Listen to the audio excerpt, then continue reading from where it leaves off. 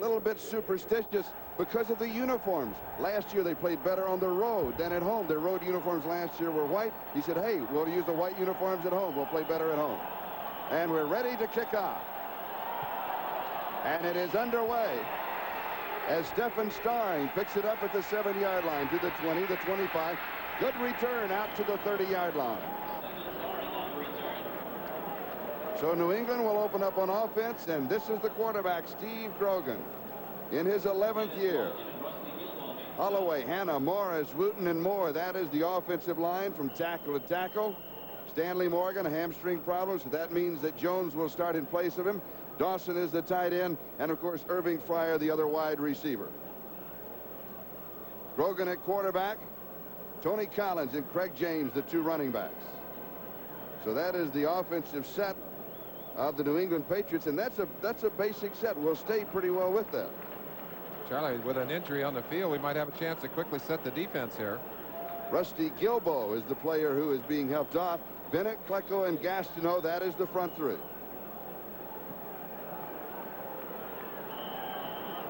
Gilbo, who is going off, will be replaced by Crable, Mel, Clifton, and Jackson, the linebacker. Lynn, Hamilton, Spring, and Bobby Jackson in the secondary. First down, New England. They go to work at their own 30-yard line.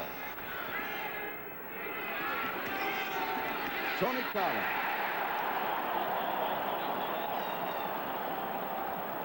Met by Joe Klecko, 1 yard, 2nd and 9.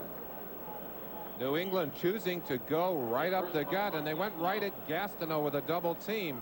I think they would like to try and immobilize the 2 big rushmen in there, Joe Klecko on the nose and Gastineau, who we'll see in several positions today, but they went right at them with the first play. Good news for the Jets. Rusty Gilbo back in as the right outside linebacker. 2nd down and 9. Grogan calls his own plays. And here's Collins again. 3 yards to the 34. It'll be 3rd down and 6. Mark Gastineau making the tackle. Gastineau, not known for his run play, does a good job right there, throwing Steve the House Moore. That's a lot of weight to throw around, and quickly getting outside. Gastineau all too often has been the kind of defensive end who would run around the blocks. He didn't do it there. Pulled across the tackle and got outside in good position. 3rd down and 6, and so Stephen Starring comes in. 3 wide receivers for the Patriots. Extra men in the secondary for the Jets. 3rd and 6, passing down. Here's the shotgun. Grogan over the middle to Dawson. Flag is down. The first down at the play stands up. Normally, it is offensive holding. Steve Moore trying to control Gastineau, just grabbed him and pulled him down, and he's there to argue, but there's no question it was a legitimate call. Gastineau never saw the flag, so he was screaming and yelling. Here's that play. Watch right at the end. It's obvious Gastineau has him overpowered. Look, he just pulls him down, jerks him down. The official on this side did not see the pull down. That's a takedown. That's a wrestling move. It is. Offensive holding, number 67. 3rd down, be repeated. We talked about the main men. Well, the Sackers are also main men in this ball game. You got to put some heat on the quarterback, and we've got 2 of the most exciting in football in Tippett and Gastineau. Boy, they give you pains if you're trying to protect the quarterback. 3rd down and 16. The ball at the 24-yard line. Inside handoff to Craig James. James to the 32. It'll be 4th down, and the Patriots will be kicking. Kyle Clifton makes the tackle for the Jets.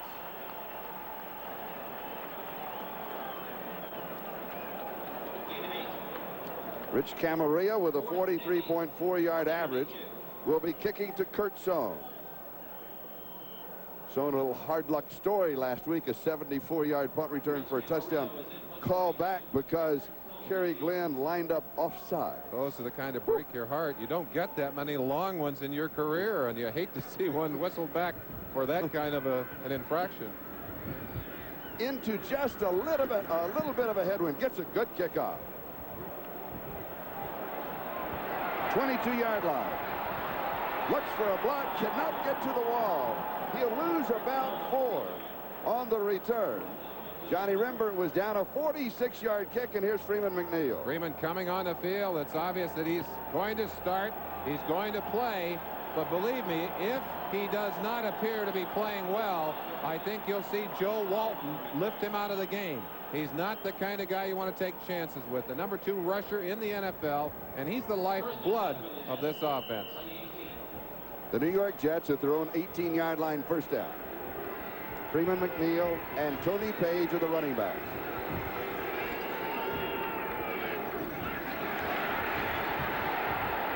It's there. Out 2. Big first down, 45-yard line. 27 yards. Toon and Walker lined up on the same side, and Wesley Walker with speed just went straight down the field and cleared it out. Toon drifts down and cuts back underneath. Good play action fake to Page to hold everyone. Toon doing a good job of getting open, and what an athletic receiver he is. First down, Jets, their own 45-yard line. Here's Freeman McNeil. 2 yards to the 47. It'll be 2nd and 8. Steve Nelson with the tackle. Let's look at the offensive set of the New York Jets with young Ken O'Brien, the quarterback. This is that protective line. There is a change as McElroy replacing Shields, but his pal Alexander Fields, Sweeney, and then McElroy. Schuler the tight end, Toon and Walker the wide receivers. O'Brien the quarterback, Page and McNeil as long as he can go.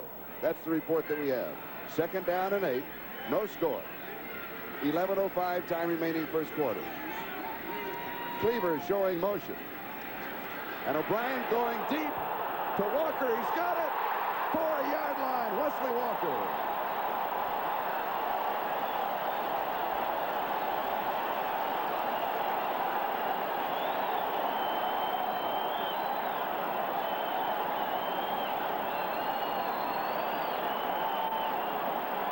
As Joe Walton has gained confidence in Ken O'Brien, he's allowed him to go further and further downfield. Well, Wesley Walker loves it when he gets single coverage. Raymond Claiborne there, but the pass thrown perfectly to the inside, and it's a great play. 48 yards. They mark it at the 5-yard line. First down, goal to go. Quick strike offense of the New York Jets. McNeil may get a yard, may get a half a yard. Let's see where they mark it. Larry McGrew met him right in the hole. It'll be 2nd down and goal to go. We'll leave it at the 5-yard line.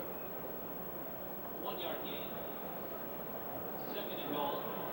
Al Toon and Wesley Walker with the 2 big receptions in this drive that started back at the 18-yard line.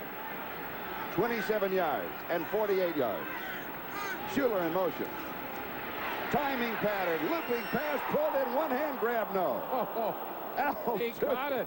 He caught that ball with one hand hanging in the air with 55 Blackman out there. And Raymond Clay, watch this catch. Look, you can't believe that he can go up and loop that ball in. It's obviously not going to be good because it came down with both feet out of bounds. But you talk about athletic ability. You want to save the play even though it doesn't count. It was so good. Slam dunk. 3rd down, goal to go.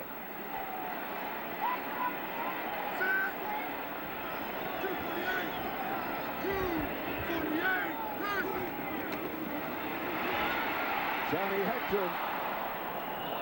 The Patriots have said this year they have the best defense that they have ever had, and they have shown it. They certainly have, and up there in the front of that line, the front 7 are extremely tough, Charlie. They just move so well to the ball. Talking to Joe Fields, he said, you look at the film of this front line and those linebackers. You get outside, they're all out there. They just do a great job of flowing with the play. 21-yard field goal attempt. Pat Ryan to hold. Pat Lay to kick. The snapper is Guy Bingham. It's good from 21 yards away. And the New York Jets open the scoring with 8 minutes and 50 seconds left to go. We're in the first quarter. This kind of a ball game, your main men could be your kickers. They certainly can. It can come down to one kick, even an extra point. Franklin missed his first in a long time last week. Those numbers are good for both kickers. Leahy had some problems against Miami a couple of weeks ago. Critical in that ball game. There's Franklin on the sideline, a barefoot kicker. He's glad it's not raining or snowing today. He had 70 straight extra points before he had that miss. And the wind's starting to, it whips up and then it dies down, and so it's kind of a confusing wind. It's actually against those flags. Comes in high and then circles back low. Stein will down it in the end zone. And let's go to the scoreboard. Washington out in front of Pittsburgh very quickly, 7-0. Cleveland 3-0 over Cincinnati in the first quarter. Matt Barr, 29-yard field goal. And New Orleans 7-0 Minnesota first quarter. And those are the only scores we have in of the early games.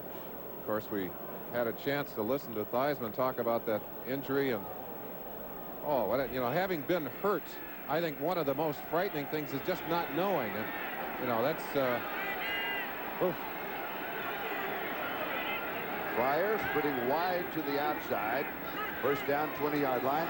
Fumble on the snap. Ball is free. Picked up by the Jets in a lateral to Johnny Lynn. Big play for the turnover for New York. Kirk Springs got it. Lateral to Johnny Lynn. Jets have the ball. Guy Morris is very concerned about playing against Klecko, and I think maybe just hurried too much. Grogan never got the football, never came up.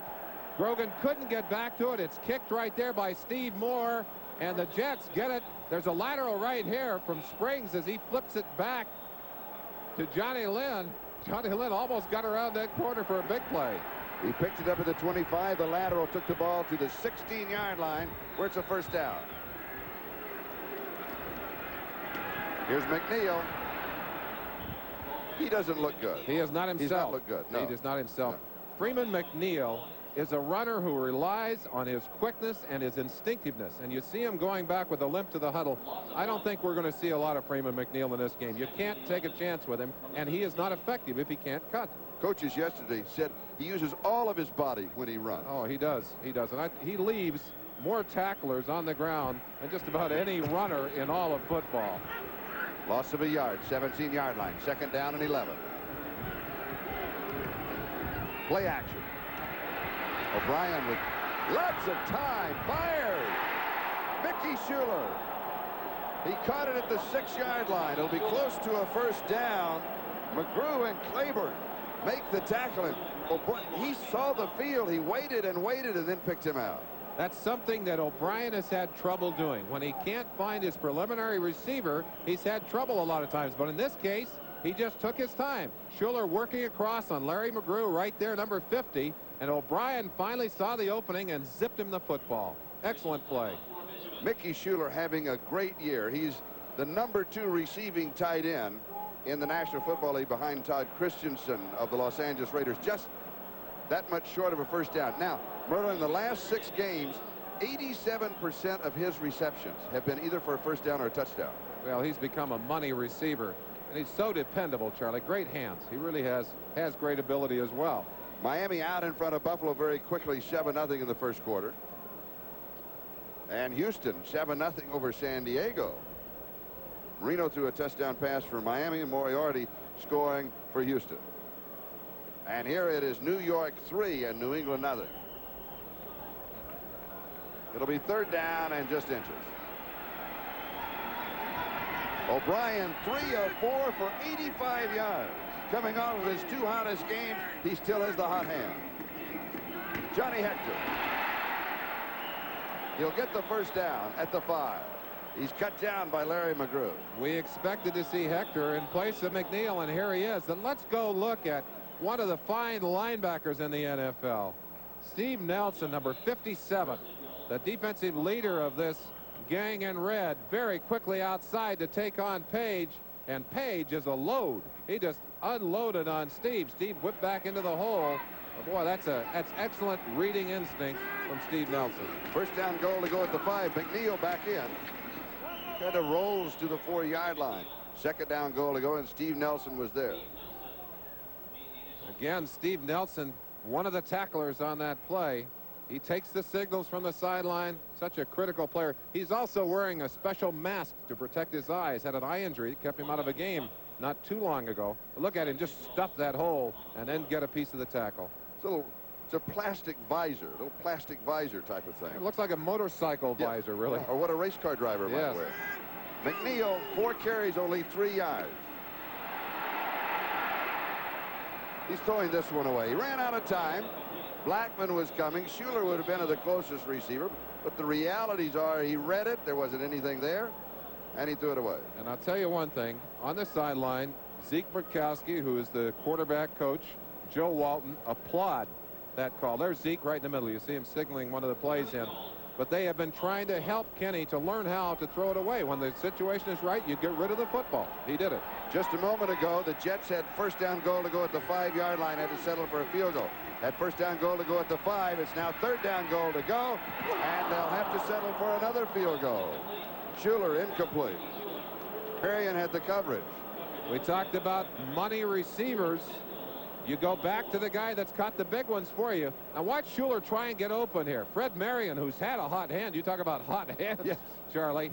And Schuler able to avoid him, but that pass just thrown out of his grasp. Marion 3 interceptions the last 2 ball games. Boy, and a big one to save that game against Seattle last week. 21-yard field goal attempt by Leahy to match his previous 21-yarder. And it is good. Both drives took 6 plays and both ended up with 21-yard field goals. Jets lead it 6-0. Thanksgiving, I'll be enjoying a little turkey. Dick, with this weekend off, he'll be joining you in Detroit for the Detroit game. Looking forward to that. Both of these teams excited about today. I think the Jets have to be thinking a little bit about a short week as well. Can't afford to think about it right now, though. No, no, not yet. Starring takes it at the 2-yard line. He's out to the 10. Good sidestep to the 15. Makes a nice move and returns to the 17-yard line. Now for an update, let's join Ahmad Rashad. Hi there, Ahmad. Thank you for the update.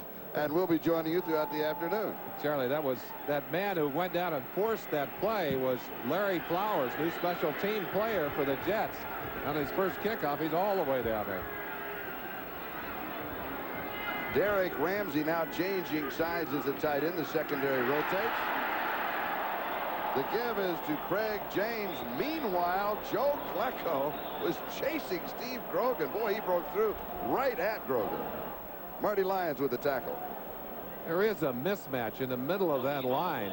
Guy Morris just is physically not a match for Klecko. And look at Klecko on the angle, just steps by him. He literally had a hold of Grogan before Grogan could get that ball to James. He's very lucky to get that ball handed off. Just back to the line of scrimmage, 2nd and 10 at the 17.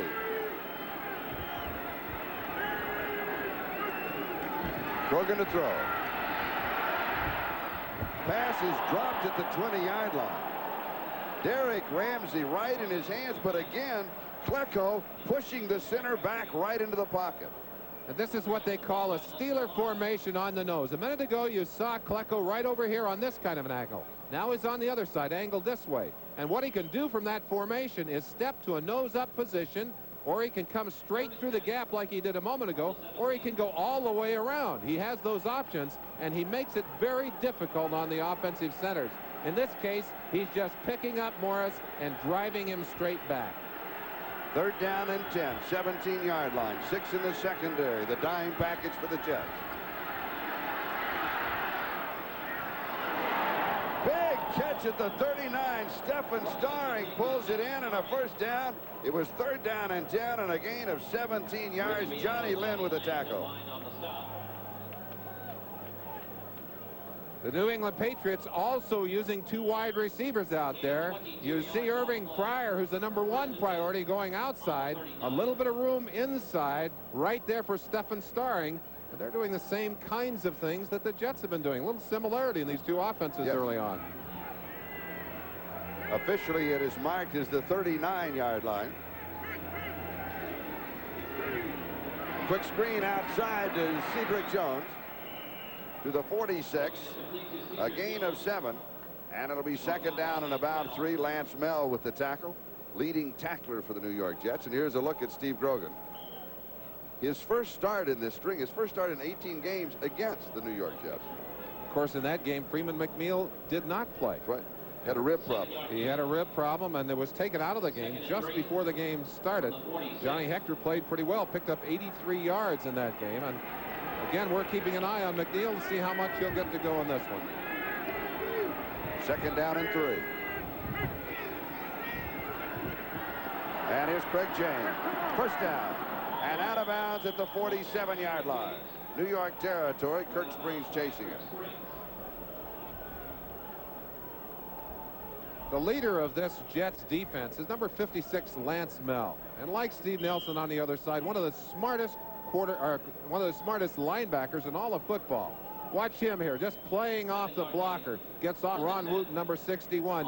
Doesn't make the tackle, and you'll see him slow a little bit today. They're the Generals, both the leading tacklers on their team, 93 and 113 tackles respectively. What is that, 5 years for Mel that he's led this team, yes. Charlie?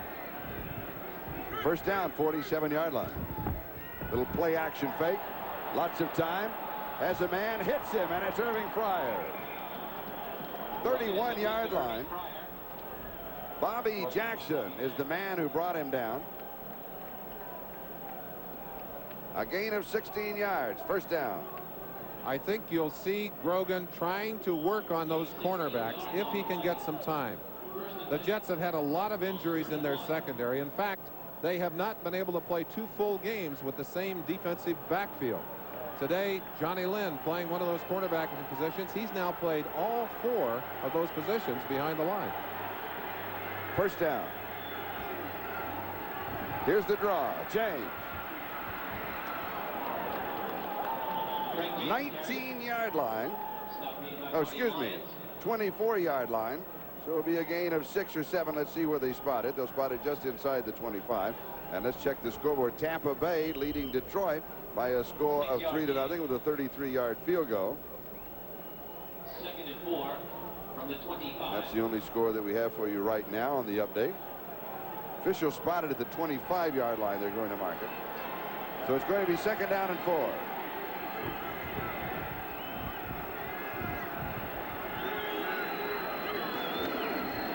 Here's James again to the 22-yard line. So he has 3 yards. It's third down and 1 as Barry Bennett makes the tackle. Now, the Jets have had 2 opportunities. They got the 5-yard line, and then the defense of the Patriots was there, stopped them, held them to 2 field goals. Has to give a lift to the New England offense. Absolutely, Charlie. When you can find yourself in that difficult field position early defensively and deny a team touchdowns, force them out with field goals, you got to feel pretty good, because one play, one big play, and an extra point will put New England ahead. Third down and 1. Robert Weathers and Mosi Tatupu. Weathers in motion. Here's Tatupu. May not have made it. Kyle Clifton leads the defense. And Grogan was dumped hard on that play. Remember, he's got knee problems, has had a number of knee operations, and he is gingerly leaving the field. But that's something we'll have to watch. Eason is on to hold. He is there to hold for a field goal attempt. They lost a couple of yards back to the 24. Let's see what happened. Perhaps we can see it. It looked like that's Rudolph, 76, rolling over the back of Grogan's legs. Looked like he was knocked into the back of Grogan's legs, and ooh, shades of that awful injury to Joe Theismann of last Monday night. Grogan instantly grabbing that right or left knee. Tony Franklin from 41 yards away. No good. Misses to the right. Kicking into the wind, and it drifted out of there. It remains New York 6 and New England nothing. When you've had your knees injured and suddenly you feel that knee going, the fear is instantaneous. Watch Grogan grab that left knee instantly. Well, we have good news for you. He's up and he's been walking down on the sideline, so that fear may not have been well founded. Quick screen right side to Al Toon, and Toon is out of bounds. at the 28-yard line, gain of 4, so it'll be 2nd down and 6. Steve Nelson and Raymond Claiborne were there. And Steve Grogan on the sideline. Eason is loosening up. Where's the first quarter gone? Only 30 seconds remaining in the first period. It has flown by, Charlie, and a lot of good football in this first quarter. Eason, as we mentioned, has not played since Grogan took over for him 6 ball games ago. That was a shoulder injury, an injury on top of an old separation that put him on the bench, but he might have a little rust. He's been sitting for a while. 2nd down and 6. Inside handoff. Johnny Hector around the corner. First down. And a flag is down. A bad decision by Steve Nelson. Hector clearly out of bounds, and Nelson took him down. The official did not hesitate and pulled the flag, and oh, that hurts. That'll put the Jets in even better field position. It's right at the end of this play. Good pursuit to the outside, but Hector makes a great move. On the defense, Notice how far out of bounds he is, and he's stopping. Nelson is there and takes him down. No question about it, a personal foul. And the penalty takes the ball to the New England 42-yard line. First down. Jets lead it 6-0 on a pair of field goals from 21 yards out, both from 21. Franklin missing from 41 yards as we're closing down the first period.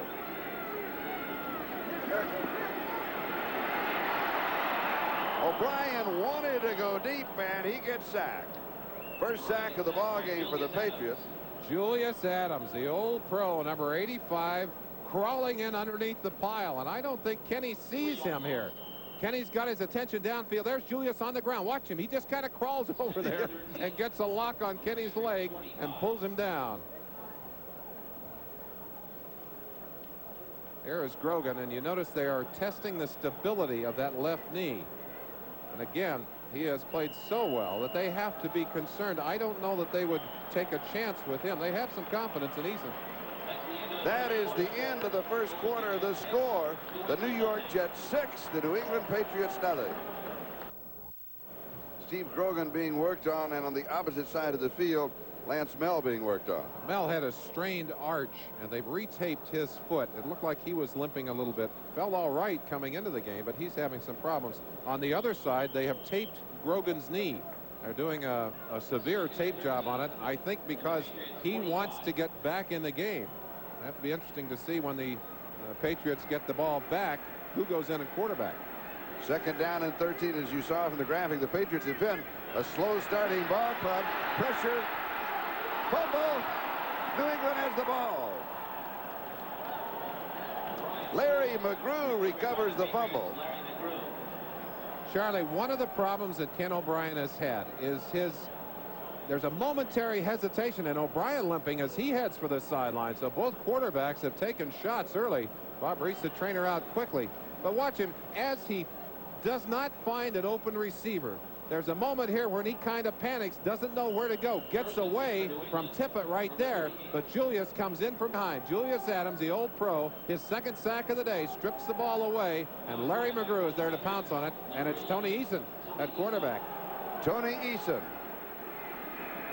51.1% completion average, 4 touchdowns, but 11 interceptions, and he hands off to Tony Collins. From the 38 to the 39. They'll give him a yard. It'll be 2nd down and 9, and Mark Gastineau was there to hammer him.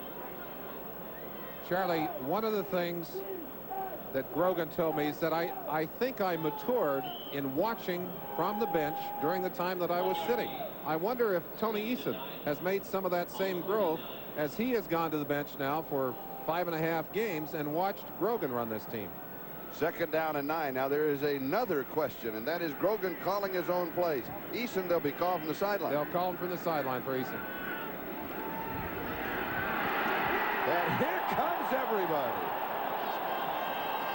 Led by Joe Klecko. Gastineau right behind him. A loss of 11. Jailbreak. Everybody wide open all over Tony Eason. Klecko in that famous Joe Green slant position, and he just leaves Guy Morris, number 75, behind, and in his wake, Mark Gastineau went through the hole, the 2 of them right there to pounce on top of Eason, and oh, You can't have much of a passing offense when you don't have time to throw the ball. Loss of 11, 3rd down and 20. Grogan is up on the sideline. Eason has pressure. Heads for the sideline and gets out of bounds at about the 39-yard line. So it'll be 4th down and 9. And he'll pick up 11 yards. And Rich Camarillo will come in to kick. Grogan testing that tape job on his knee. That has to be a fearsome thing to come back to play as well as he has played in these last 6 games. And yet here he is again with that knee injury. And O'Brien is loosening up. He was limping a moment ago. Now he appears to be all right, but oh, what a frightening thing to have that leg stripped out from underneath you as Grogan had Ben Rudolph fall on that leg. And Rich Camarillo kicking. There's pressure, but he gets it away. Kurt Sohn takes it at the 24. Makes a nice little stutter step move. Returns 5 yards to the 29-yard line. Ed Williams was there. A 36-yard kick and a 5-yard return. Jets lead it 6-0. We'll be back in a moment. He plays with great confidence against the Jets. He has a 10-4 record. He plays very well against them. I just saw him shake his head down there, Charlie. I think he's finally admitted that that knee is really hurt. He's in his 11th year in the National Football League. He's 32 years old. And here's Johnny Hector. And Hector from the 29 to the 31. He has 2. And when you talk about Maine, you've got to talk about your runners. Well, coming into the game, this was the matchup we had talked about, but we mentioned the injury to McNeil, and of course that's not the matchup we have now. Johnny Hector is in there, and you see how that average drops all the way down to 3.9. But Hector is a good football player, and with the responsibility they've given him today, I think we'll see him perform pretty well. 2nd down and 9.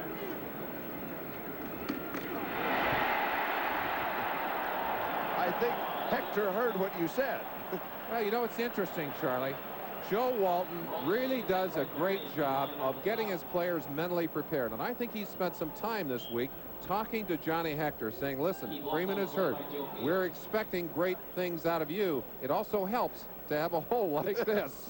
And Dan Alexander, 60 on the right, and 65 Joe Fields on the left. And they did a fantastic job of opening it up for 13 yards. 1st down at the 44. James and Marion with the last tackle, and here comes Johnny Hector. 5 yards to the 49. They may mark it to the 50. Lester Williams is the man who brought him down. 6 carries, 38 yards for Johnny Hector. The scoreboard, Cleveland now leading Cincinnati by a score of 10-0 in the 2nd quarter, and Houston 14-0 over San Diego. New Orleans 17, Minnesota 7. Oliver Luck, the quarterback for the Houston Oilers. Larry Moriarty scoring, then a touchdown pass to Drew Hill. Hector again, cuts to the outside. 45-yard line, 1st down. Larry McGrew is the man who stopped him.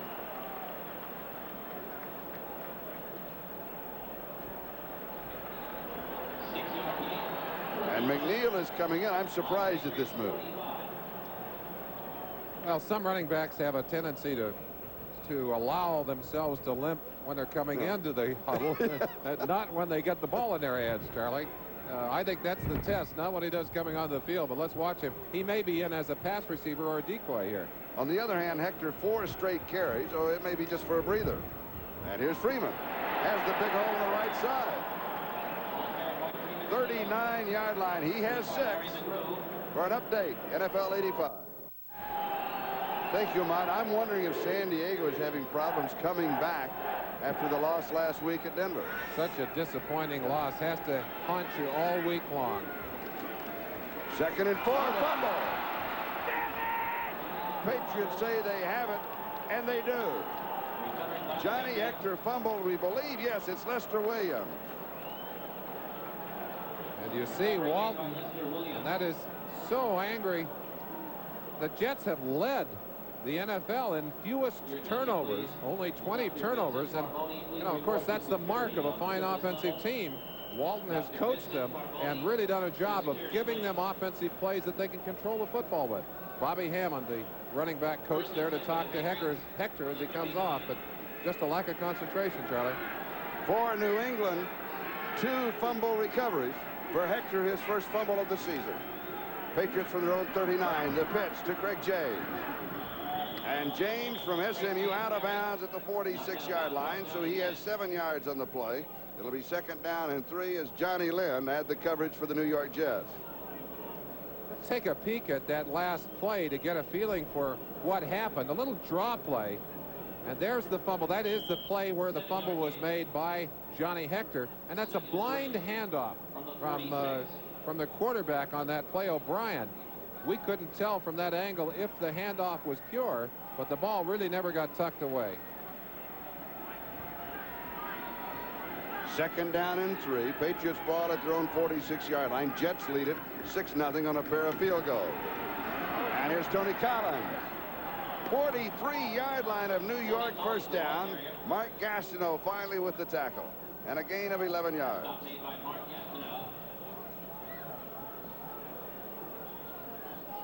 Les Steckel, who is the quarterback coach and coaches the receivers as well, as the man who will be calling the plays now that Grogan has come off the field. Eason will take them via the signal as he did when he was the starting quarterback. And of course, right now they're concentrating on the run game. They'd like to get the run going. Tony Eason replacing the injured Steve Grogan. And Tony Collins to the 42-yard line. So he has a yard. 2nd and 9. Kyle Clifton with the stop. Charlie, we mentioned Mark Gastineau's problems against the running game, and we saw him making a good play earlier in the game. But one of the things he does is he tends to concentrate so hard on the rush that he's always getting upfield, and that takes him out of position for the running game.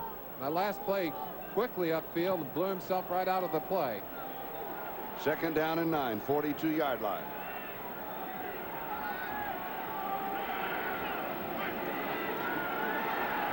Eason throws, tips, incomplete. Cedric Jones, the intended receiver. The defensive play tipped by Lance Smell. Well, our general, we talked about him earlier, a smart linebacker, knows where the quarterback is going. Lance Smell back there, and in spite of that sprained arch, just got his pinky on it, I think. Just got enough to tip it away. 3rd and 9 from the 42. Here's the report on Steve Grogan's sprained left knee. Grogan will not return. And O'Brien is getting some tape on his own. That's an ankle they're working on. You remember we saw him limping off the field a while back.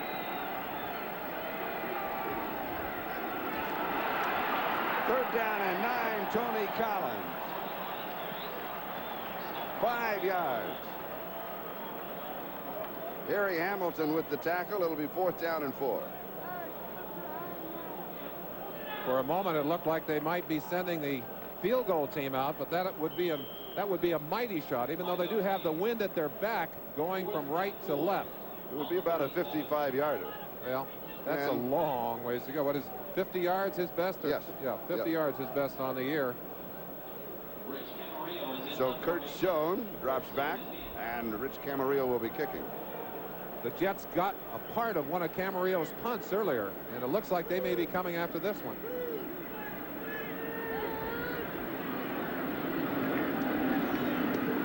This time good protection, goes for that left-hand corner.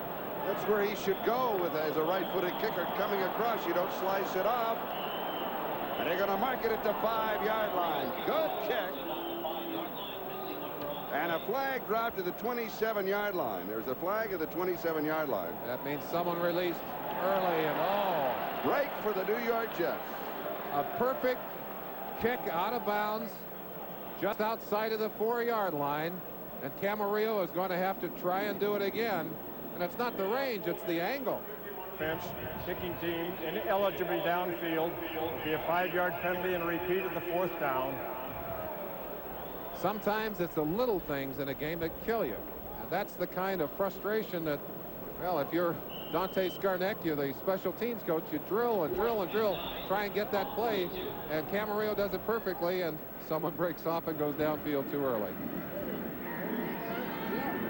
Kurt Schoen in case he misses, and he'll go for the same corner. has protection, goes for it again. No, doesn't get it. Well, that's about a 15-yard difference. Yes. And a major difference from your offensive mindset. Not at your own 5, now at your own 20. We'll be back. 41 time remaining in the first half. Jets lead at 6-0. Big story here. Steve Grogan's sprained left knee will not be back. Such a painful thing. And the whole team, I think you'll feel an emotional drop for this whole team. They've got to pick it back up, Charlie. They're only 6 points down. Here's Johnny Hector for the New York Jets from the 20 to the 26-yard line. Let's join NFL 85. Just relax, just relax. All right, here we go. Wesley Walker may have given away the first down. He caught it, that he started to circle back, but if they mark it at the 30-yard line, it will be a first down because it was a touchback, and so it started right at the 20. They don't measure in this case. They say touching the chalk, first down. Merlin? You may feel like you're playing in the game at that level, right down on the field where the action is. Walker trying to get back inside, as you mentioned, and Roland James, who's done such a good job of stripping the ball away in the past few weeks, right there to pounce on top of it. Pat Leahy with 2 21-yard field goals, the only scoring, incomplete. Walker on the other side. Raymond Claiborne had the cover. Both of these teams have done a good job defensively of taking the ball away from their opponent. We've already seen it in this ball game. The takeaway numbers on the season: 36 for the Patriots and 33 for the Jets. You notice the rank in the NFL. That's something that the Raymond Berry and Rod Rust, right in the middle of your picture, have worked very hard on this year. Stripping the ball away, forcing the fumbles, taking the ball away on interceptions. New England with 2 fumble recoveries in the ball game, and the Jets have 1. And here's Hector on the draw. Just a yard. 31-yard line. So it's 3rd down and 9 as Steve Nelson and Ken Sims stop him. Now, with Grogan out at quarterback for the Patriots, replaced by Tony Eason, the defense has to pick up. You talked about a letdown by the Patriots. They defensively, they cannot afford the letdown. Well, I think there's a momentary emotional letdown, Charlie, but a good defense, and this is a fine defense, says, hey, he's out, we've got to do an even better job, and they start to pick up the slack. And this is a defense, both these teams have defenses that can win the game on their own. 3rd down and 9, play action. O'Brien, a good move, has pressure, he's dropped. Garen Barris got him. That is the 3rd sack for the Patriots. We talked about the sackers. Number 56, Andre Tippett, coming hard from the outside in a down position. Watch him go right by Marvin Powell. He gets in there and knocks the arm of O'Brien. O'Brien then can't find the open receiver, and he is dead meat. That's Garen Barris, number 60, comes from the offside. Barris had 2 sacks last week, as did Tippett. The ball back to the 26-yard line. It is 4th down, and that means that Dave Jennings will be kicking to Irving Fryer, and Fryer can score from there. You have to watch him. Good kick. Fryer at the 27. Whoa. And slipped as he made his cut. He has 7 yards on the return to the 35-yard line. A 47-yard kick by Dave Jennings. The Jets out in front, 6-0. On that punt return, watch the move he puts on Rocky Cleaver, number 89, right, put him on the ground. He didn't get his second move because that turf is wet and he slipped down, but what a great move on Cleaver. 1st down at the 35-yard line. And here's Craig James. James, a couple of good moves. 41-yard line, gain of 6. So it'll be 2nd down and 4, and Johnny Lynn makes the tackle. Speed is such an essential commodity, and especially when it's housed in a body the size of Gastineau's. Gastineau can run about a 4.65. He spots the receiver, the runner, and runs him down from behind. It looked like he's kind of coasting on that play, but he's getting over there rather quickly. And that body is 6'5", 265 pounds. 2nd down and 4. And here's James to the right side and out of bounds at about the 43-yard line. So it'll be 3rd down and a couple. Lance Mell was chasing him along with Kirk Springs. While you're hammering in there, of course, you'd like to be setting up the deep shot downfield, which you can do with a play-action pass. And if you want to go deep, here's the man you go to, Irving Fryer. He missed a lot of last season with the injuries, but he has come on so strong in this season, Charlie. They're the Burners. Fryer, 4 touchdowns in the last 2 games. And, of course, Al Toon for the Jets. Last 2 games, 16 receptions and 289 yards. And those were his first 2 starts in the NFL. 3rd down, they mark it a yard. It's a little more than that.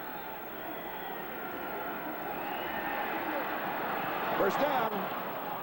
Cedric Jones down the sideline. Fisher says no, he stepped out at the 45. Bobby Jackson was there for the defense. A gain of 11 yards on the play to the New York 45-yard line. First down. Easton doing a good job of delivering that ball on target in his 3rd year, and of course drafted in that same quarterback class along with O'Brien. Class of 83, and now they're paired up. Ken O'Brien and Tony Eason in this ballgame. Of course, Dan Marino, Blackledge, Elway, Kelly, all rounding out. Boy, what a great class of quarterbacks. 45-yard line in New York, and we've got some jumping and some flag. Relatively free of penalties so far. Yeah, really only 3 on the New England Patriots. Really a good game, and on the line of scrimmage, some real anticipation. John Hanna, I think, seeing the movement of the defense, came out early, but he may have been pulled off by one of the defensive players, and if they are offsides at the time, it will go against the defense. I think it's going to go on Hanna, though. False start, number 88 on the offense. That's Derek Ramsey, the tight end. The lineman who moved was John Hanna, but they blamed the tight end. He said, hey, why me? Well, I mean, it was John Hanna. It was John Hanna. Well, now, there's very little love lost between these 2 teams. For one reason, they are in the East. They play each other twice a year, home and away. They know each other, and very close. You know, what is it, a 45-minute plane ride? What does it say, Charlie? Familiarity breeds contempt? Yes. There is some contempt between these 2 teams. 1st and 15. And a loss of a yard. James cut down by Harry Hamilton. Dirty Harry, they call him. He's missed 5 games, Charlie, and boy, he came back with a vengeance. The Jets holding Tampa Bay to only 22 yards rushing last week. That's a little bit deceptive, because once that the Jets got way out in front, Tampa Bay was out 14-0. Once they got way out in front, then of course Tampa Bay wasn't running. They were throwing the rest of the game. They did a great job of containing them, though, defensively. Yes, they did. 2nd down and 16, the ball at the 49. And Eason to throw. Incomplete, almost intercepted by Johnny Lynn. Eason is taking a beating in there. You see the blood dripping down over his nose. That's from the helmet coming down, right? I think from the helmet being driven down over the top of his nose. And I'll tell you, after you've had it smacked enough times, there's scar tissue that builds up on the forehead and just on the bridge of the nose. And all you have to do is get a bump there, and it will start that bleeding. I think I bled every day of football practice for about 2 years in college because of helmets. 3rd down and 16. Patriots converting only 2 of 6 3rd down opportunities. Eason from the shotgun, low snap, reaches out, pulls it back in. 43-yard line, save the turnover, but loses 6.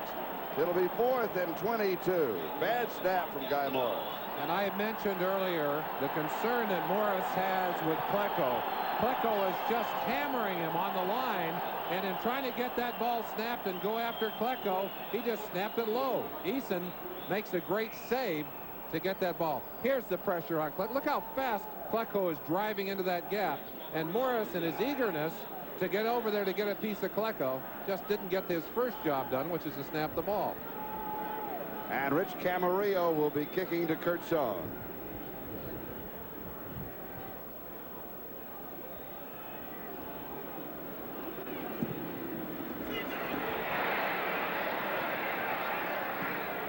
And it'll go out of bounds at the 20-yard line. 2 minutes and 54 seconds. That is the time remaining in the first half. Jets lead it 6-0. The threat, the New York Jets. Freeman McNeil, the running back. and Steve Grogan, the quarterback for New England. The big difference, Charlie, is the Jets expected they might have to go without McNeil. New England did not expect to lose Grogan, and of course that changes everything because they're now calling the plays for Tony Eason, as well as having to adjust their offense. And Grogan has led the New England Patriots to 6 straight wins. He came in the Buffalo game, replacing Eason with a shoulder separation. Now they've turned it around. O'Brien, pump fake, he'll go down. Credit the sack to the secondary. That is the 4th sack by the New England Patriots, and let's join Ahmad Rashad. Ahmad, I thought you were going to have to take a couple of hits on the head before you relax in there. That's the way we did it on the field, huh? Well, I started high, and Merlin just gave you a forearm shiver here in the booth.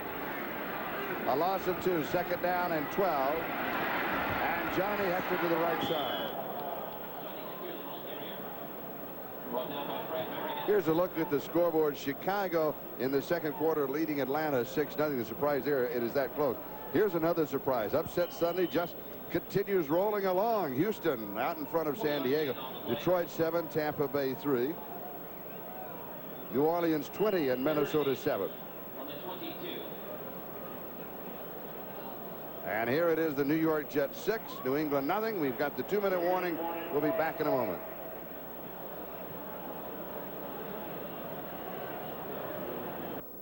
Grogan out of the ball game here with a sprained left knee, and when he went down, it reminded you of Joe Theismann and the injury.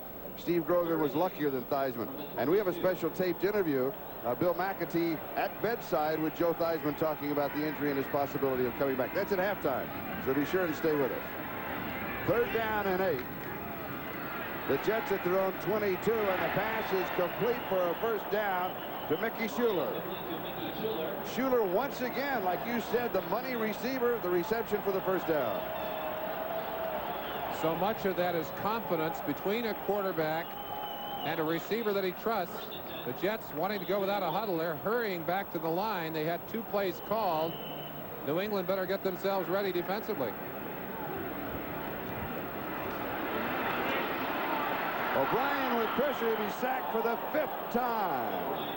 And Andre Tippett got him here. That's a sack and a half for Tippett, a half a sack for Ken Sims, 1 for Veras, and 2 for Julius Adams. We talked about the difficulty that O'Brien has had avoiding pressure. It's still a sticking point for him. Among the sack leaders of the NFL, 13.5 for Marshall of the Giants, and 13 now for Tippett. There he is, putting the finishing touches. But again, Charlie, great coverage downfield. Jets lead at 6-0. We've got a timeout. Ratio. Only 1 quarterback in the league have been sacked more than O'Brien. That's Lomax at St. Louis. 46 times now they've been sacked. Only 30 sacks allowed by the Patriots, and that's a low number for them. They led the league last year, allowing 66. And O'Brien has been sacked now 6 times in this ball game, and Ken Sims got him. Kenny Sims down, and Grogan heading into the locker room a little early. I don't know that they'll x-ray the knee. I think they just have to kind of test and feel, and that's an experience thing for a doctor. But Grogan, as you saw him running down the sideline, finally admitting that that knee was hurt pretty bad. We've got a timeout. Let's go back in time now to the injury.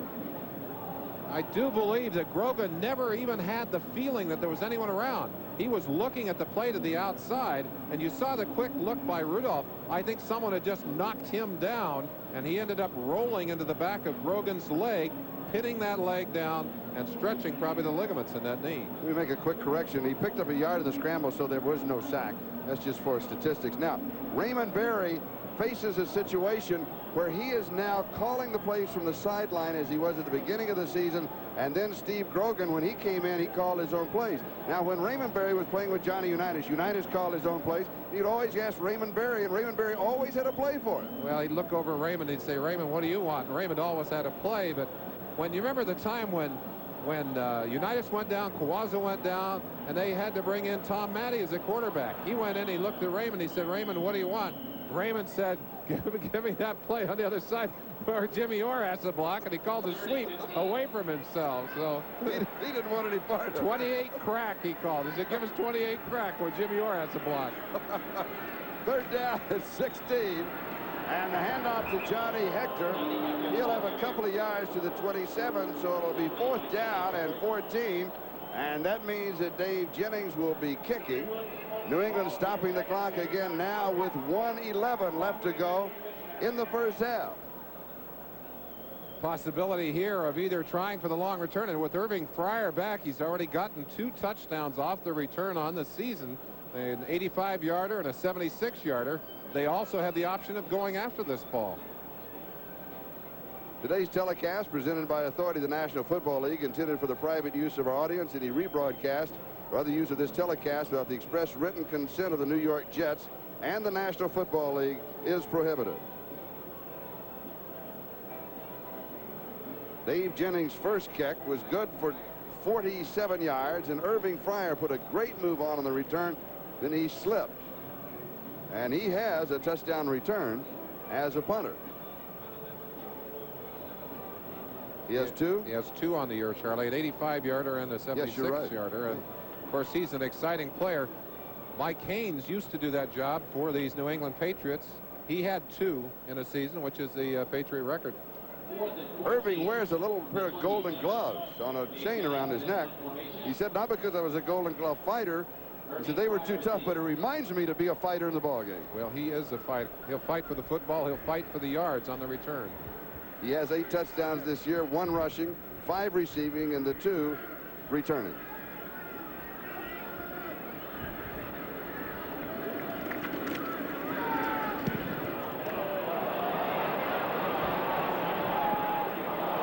And goes out of bounds, stopping the clock. Not that good a kick. 1 minute and 4 seconds. That is the time remaining in the first half. 28 yards is all that Dave Jennings got on that punt. Jennings talked to me about the winds in this stadium. He said the winds reverse from what you see on the flags high above the stadium. And of course, he is kicking right into that strong wind. The ball affected by that, but he didn't get it to turn over, Charlie. It was not a good kick. Patriots have the ball at their own 45-yard line, first down.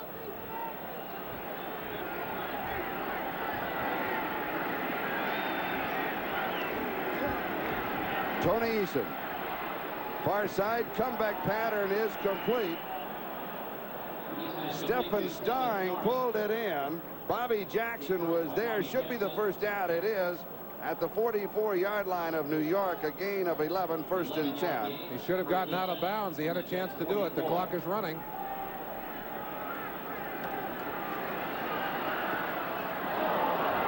Craig James, and he stops the clock at the 35-yard line, a gain of 9. It'll be 2nd down and 1. One of the obvious differences between these two teams is their style of defensive play. Bud Carson, defensive coordinator of this Jets team, has created a very aggressive, pressure-oriented defense, and they're always blitzing and stunning, changing their alignments, going from a 3-man line to a 4-man line. He's even gone to a 5 and 6 defensive lineman. He's thrown as many as 5 linebackers at one time. Rod Rust on the other side, much more conservative in his defensive philosophy, but equally effective. 35 seconds.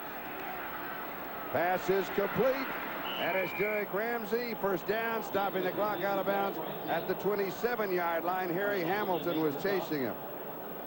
Semi-prevent defense. Prevent type defense. Do you like that kind of defense? Oh, Charlie, you know, I hate those prevent defenses.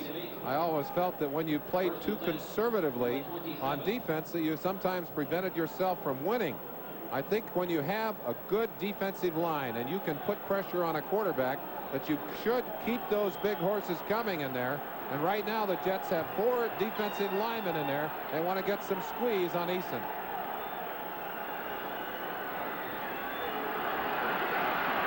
Steps forward. Pass is complete. James heads for the sideline, down and out of bounds. Good heady move by Craig James. Angle for the sideline, had a little opening, got 4 or 5 more yards, then stopped the clock out of bounds. A gain of 13. 22 seconds left. Strap on your helmet. Down at field level, the play will be coming right at you. Something to look for. The block by Stephen Starring, number 81. He just kind of gets in front of his man. You'll see it at the right side of your picture. Well, you saw it very quickly as Craig James gets good yardage. He wrapped up, looked like he hurt his hip a little bit on that play. First down at the New York 14-yard line.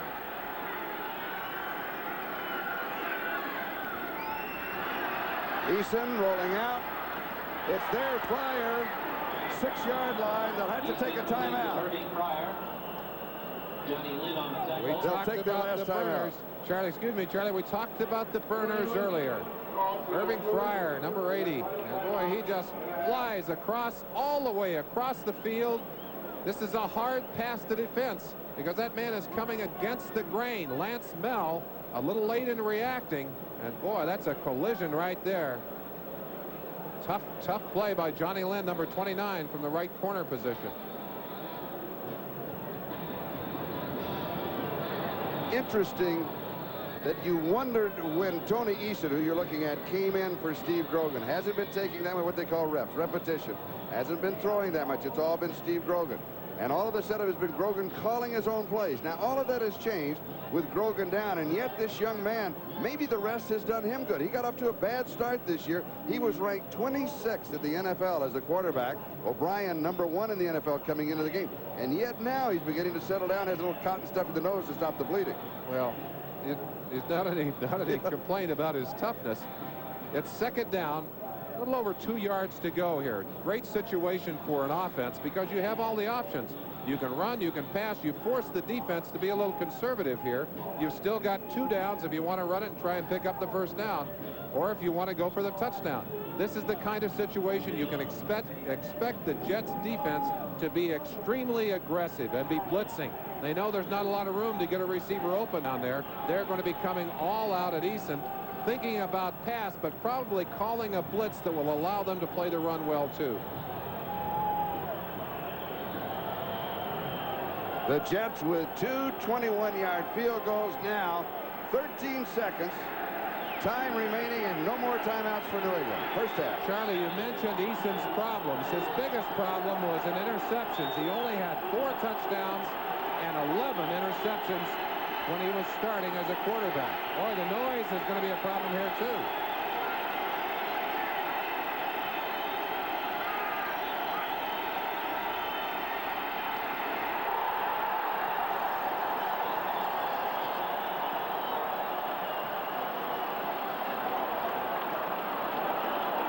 Barry Bennett got the sack. They'll try and stop the clock here. I think they'll just throw the ball out of bounds. The sack stops the clock, then it started again. Now they throw it away, almost intercepted. They go for the field goal. The clock was stopped because of the sack. That's a rule book call. I don't think Eason knew that, though. He rallied him quickly to the line and flipped that pass. We should see the field goal unit on the field. In fact, they're out there very quickly already. And Tony Franklin 0 for 1 in this ball game from 41 yards out, missing to the right. And you certainly don't want to go in empty. You got to get it in there. You notice what Franklin does. He kind of digs a hole in the artificial turf. Marking his spot. That's kind of a ritual for him. 28 yards. Bad snap. Flags are down. They stop the play.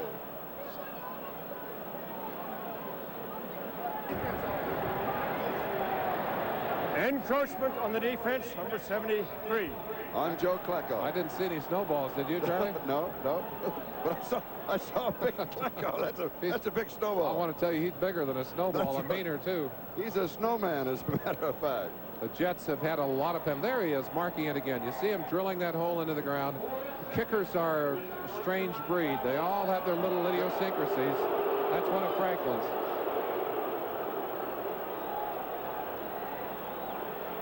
So now it's a 23-yard attempt. Resetting the clock. Just a couple of weeks ago, with Eason holding and Franklin in that same position, they tried a fake field goal. They ran around to the left side. It was an option play. Eason flipped it out to Franklin, who said he had the option to pass or run, but was supposed to get the first down. Didn't work, Charlie. And in the Buffalo game, when Eason went down with his shoulder separation, he came back later in the ball game to hold.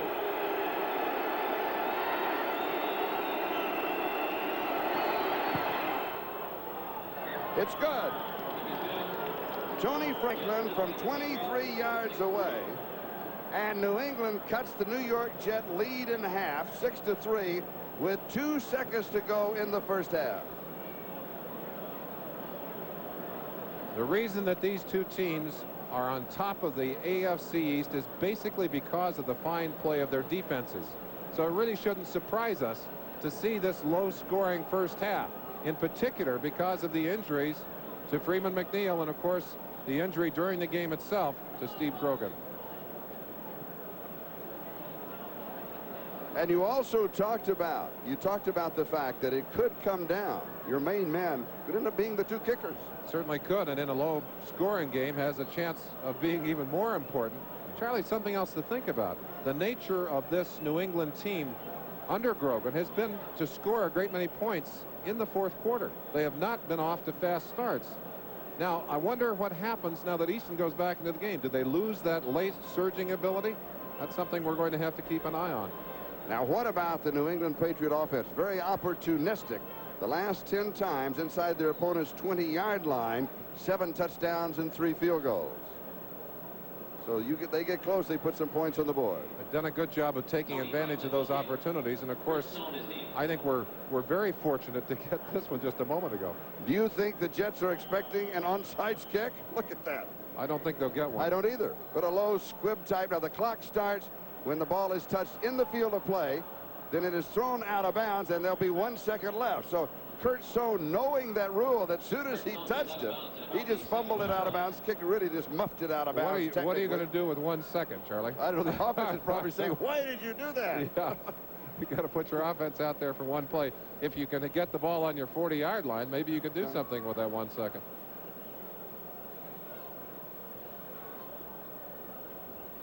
Joe Walton, the New York Jets. Now remember, the Jets and the Patriots tied for the lead in the East, coming into the ball game with 8-3 records. Miami just a game back with 7-4 records. O'Brien has been sacked 5 times in the ball game, and they'll just run out the clock. Touchdown by Julius Adams, and that is the end of the first half. Low scoring. Now, I'm not surprised that it's low scoring. No, I'm not either. And I don't think either coach is going to have to try and change his philosophy going into the second half. The only team that really has to bend is New England because of the injury to Grogan. And NFL 85 halftime activities will continue in a moment. And we'll be right back after these messages from your local station. And of course, the score on the board very even. And the one place that the stats are not even is in the area of sacks. And we showed you that big 5 big sacks by New England. The Jets have had 2. So they've been getting some heat on the quarterbacks for the New England Patriots as well. And of course, the Jets have an opportunity to start. Charlie, you talk about statistics, and one of the things we always talk about is time of possession. I don't think I've ever seen a team control the ball as well as the Jets did in the fourth quarter against Tampa Bay. 14 minutes and 37 seconds of that fourth quarter, they controlled the football. Here's a look at the standings. Now, we've got a momentary timeout because the referee, Bob Frederick, has come over and is talking to the coaching staff of the New England Patriots. New England, the New York Jets, 8-3 records coming into the ballgame. Miami, their record 7-4, then Indianapolis and Buffalo. One of the things that you have to remember is that in the Central Division, it looks as if only the champion will go to the playoffs. And in the West, they're knocking each other off. They're beginning to fall, so only one may go. So you're not only thinking championship and home field advantage, you're thinking wild card and wild card home field advantage. 3 teams could make the playoff out of these. It could be all 3 teams out of this division. And O'Brien comes out throwing. And it is complete to Al Toon. First down, 44-yard line, 14 yards on the play. One of the reasons that the Jets went after Al Toon is because he is such a physical receiver. He is not only big, but he's strong, and he doesn't mind mixing it up. After he catches this ball, watch what he does. He'll use a forearm right here to rip on Nelson. Now, that's not a typical receiver's move. That's a linebacker's move, isn't it? Toon, 3 receptions, 45 yards. Here's Johnny Hector. 49-yard line, gain of 5. 2nd and 5. Roland James with the tackle. You see big number 68 in the background, Reggie McElroy. McElroy's been out of the lineup with a pulled groin. He's been in the lineup all day today. Someone who's not back in on the field, Freeman McNeil. We saw him briefly in the first quarter, and that was the end of it. Johnny Hector and Dennis Blygen are the two running backs, and that's Hector in motion. O'Brien's pass is complete to Blygen. First down, 44-yard line. New England territory. Steve Nelson and Fred Marion make the tackle. A gain of 7 yards on the play. Steve Nelson and Fred Marion. Taking some time to talk to the Jets coaches. One of the things they appreciate most about Ken O'Brien is his approach to the game, his work ethic. They say he is not comfortable until he is totally conversant with all the game plan, knows not only what they're going to do, but why they're going to do it. A smart quarterback, football smart. First down. It hit Wesley Walker. Wesley turned, made a late cut. The ball was there. He wasn't ready. Let's go to Bob Costas. Go back and see what happened here. I don't think that Wesley, it was a timing pattern, and he wasn't expecting it that quick. Is that what happened? Walker also has the one very bad eye, right, Charlie. Yep. And it could be that he just didn't pick up that ball in that bad light.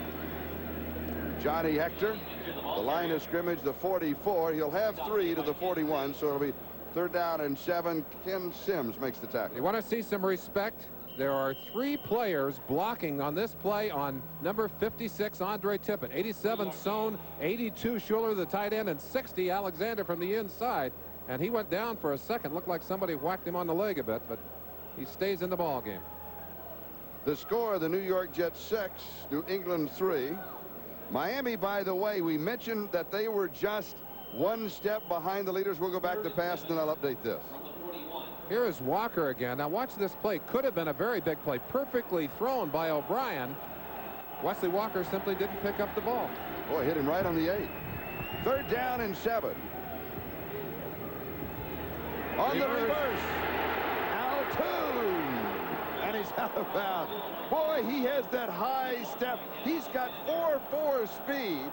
6'4", 200 pounds. And he's an outstanding, he was in college, now said a collegiate triple jumper. Johnny Rembert chased him. He jumped out of bounds just short of the first down. 5-yard gain. 4th and 2 on the 36. And let's see what Joe Walton decides to do. I believe he's going to go for it.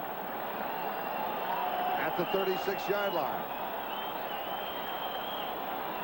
The score, Miami 14, Buffalo 7. That's the halftime score. Miami 14, Buffalo 7.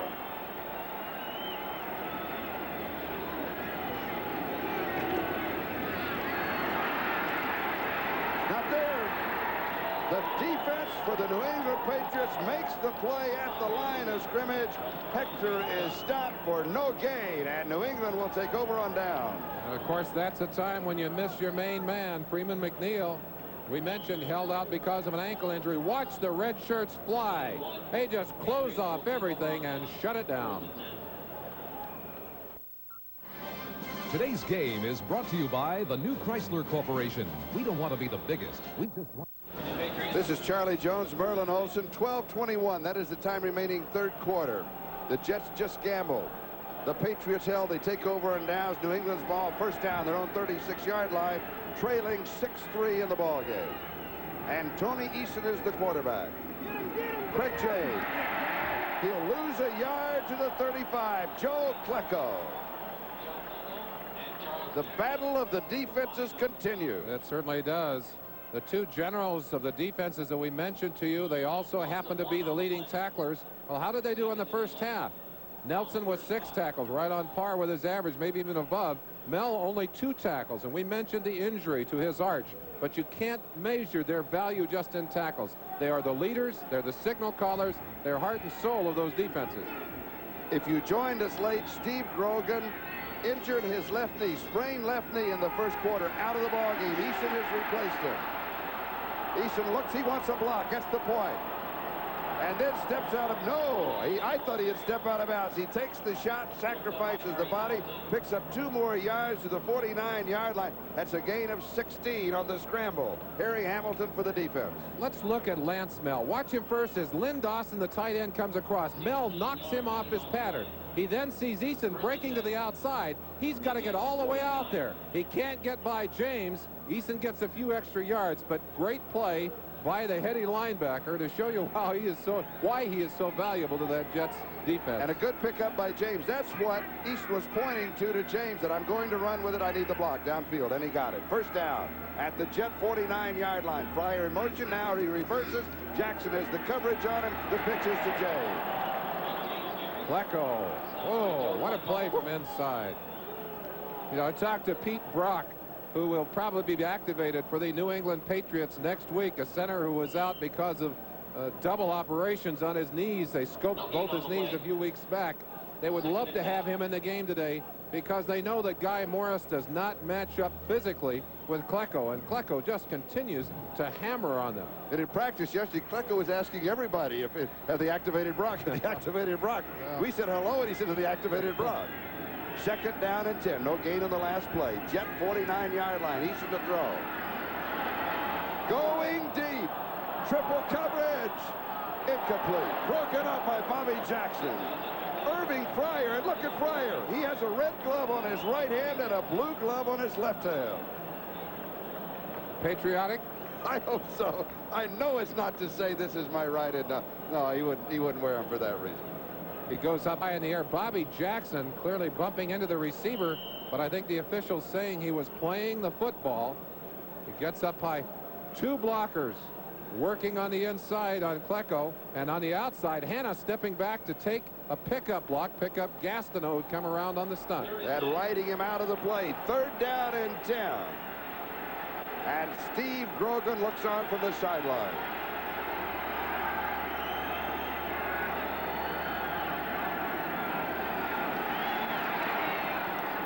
One-handed grab by Craig James. And he will be short of the first down. Lester Lyles, number 2 draft choice from Virginia, makes the tackle. And the punting team comes out. Bobby Jackson on the sideline over there. If he is hurt, that would be terrible news. Oh, he's up quickly. Miami 14, Buffalo coming from behind. 14-14 tie. And remember, Miami 7-4, one game behind both the Jets and the Patriots. That last play to the 42-yard line, good for 7, is 4th down and 3. Camarillo will be kicking. He'll be going for that left-hand corner. Kurt Sohn is at the 10-yard line just in case. The reason he wants to go to the left-hand corner rather than the right-hand corner is that if he goes to the right-hand corner, you can slice the ball off. This way you just drive through it and hope that you make it. He made it once, it was called back, and he's missed the last 2 times. He has not handled those snaps very well. He's let him get through into his chest, and I think it's broken up his timing, Charlie. We've got a timeout. Jets lead it 6-3. Grogan has really been a second-half quarterback for the Patriots. Look at that, outscoring their opponents 101 points to 32 points in the second half. They wish he could be back in there, but Freeman McNeil is back in for the New York Jets. First down for the 20-yard line. There was a miss on the handoff. O'Brien didn't let it go and came back. McNeil, a little stutter step. It just looked rusty. It looked bad. One bad handoff earlier by O'Brien to Hector. And let's see, maybe we can tell what happened. O'Brien I see what it is. He's just late with that handoff, and rather than drop the football, kept his hands on it. I don't think he wants to run. Freeman said, well, you want to give it to me? Give it to me. Here, lay down with it. And Freeman goes out, and Johnny Hector replaces him. Second down and 10 at the 20-yard line. O'Brien with pressure, but throws, and it is incomplete right between 2 receivers, Schuler and Toon. Let's go to Ahmad Rashad. Game of great impact on this game, these 2 teams, because the Patriots, the Jets, and the Dolphins, those are the 3 in the East, all in running for playoff spots. Third down and 10. The Jets have converted only 2 of 7 third down opportunities. Far side to Schuler, but a flag is down. Flag was dropped at the 28-yard line. He went out at the 31. If the play holds, he'd have the first down.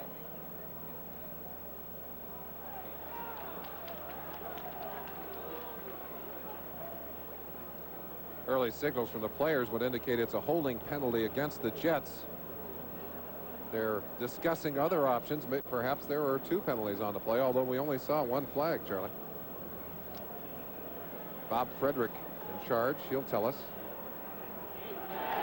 Well, show you can't trust the players. You can't trust those players. They don't always know, do they? That's right.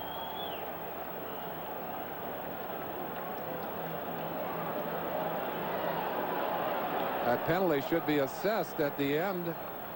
At the end of that successful completion. That was the discussion. When did it take place? Before the play, before the pass was thrown, or during the pass while it was in the air, or after the play was over? That's the reason for the long discussion. Well, there's the answer. 1st and 10. Defensive holding on number 42, and it will be refused, and the result of the play will be a first down.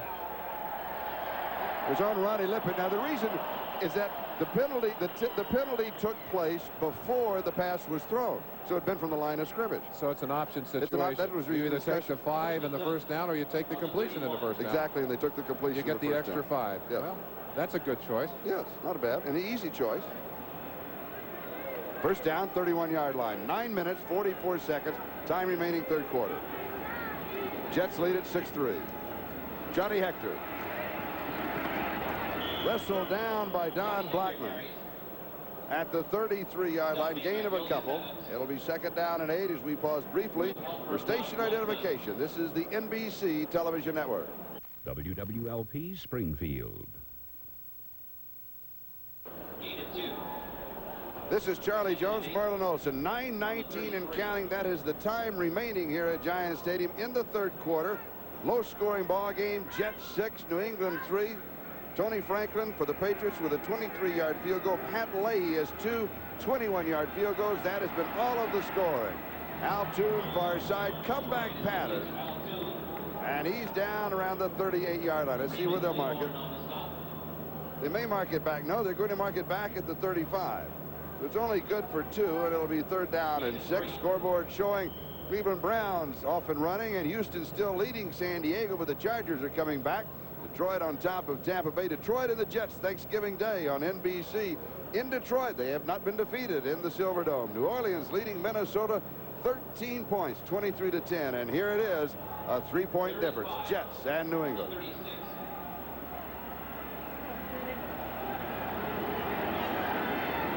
Third down. Al Toon in motion, cutting over the middle. He's covered. O'Brien just stepping around. Al Toon gets away. He was covered. He floated back, and listen to the crowd. Toon. Name that. He's going to have a lot of nicknames, isn't he? He's going to have a lot of pressure on the play from Andre Tippett, but they're doing a good job. Marvin Powell, 79, pushes him around behind the quarterback. Now maybe we can take a pick and see how Al Toon gets open on that play. He comes inside quickly upfield. Fred Marion there, but Toon gets a little bump on him, uses his shoulder, and gets away to make the catch. 47-yard line, gain of 12, first down. It was 3rd and 6. They convert. Here's the screen, left side, Johnny Hector. Hector is the first down. Out of bounds at the 40. When you've got that runner in your sights, you've got to make the tackle. Don Blackman, who's been making some big plays, simply misses the tackle to allow the 13-yard gain. Watch him, number 55. He gets past right there, past Jim Sweeney, 53, does a good job, and then misses the tackle. Hector takes advantage of that to get upfield and pick up the first down. Fred Marion finally took him out of bounds at the Patriot 40-yard line, first down. 7:28. That is the time remaining, 3rd quarter. Jets on the move. Started at their own 20. Dennis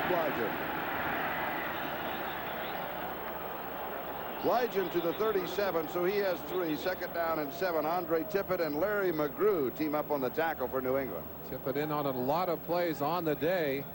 Physical nature of his game obvious. That's Nelson inside, 56, but there is Tippett, number 56, right at the end of the play. I said Nelson 56, obviously 57, but there's Andre Tippett.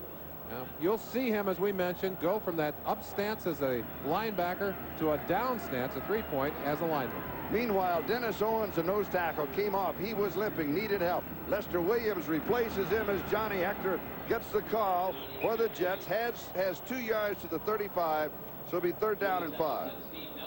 Charlie, as well as this front 7 for New England has played, and we don't want to take anything away from their defensive backs, but you talk about the team that way. There's Rod Rust signaling the play in. He is, of course, the defensive coordinator. The one weakness they've had has really been on the nose. They haven't gotten as much performance, certainly, as you would get out of a Klecko, and you wonder what would happen if you could take a Joe Klecko and stick him in the middle of that defense. 3rd down and 5.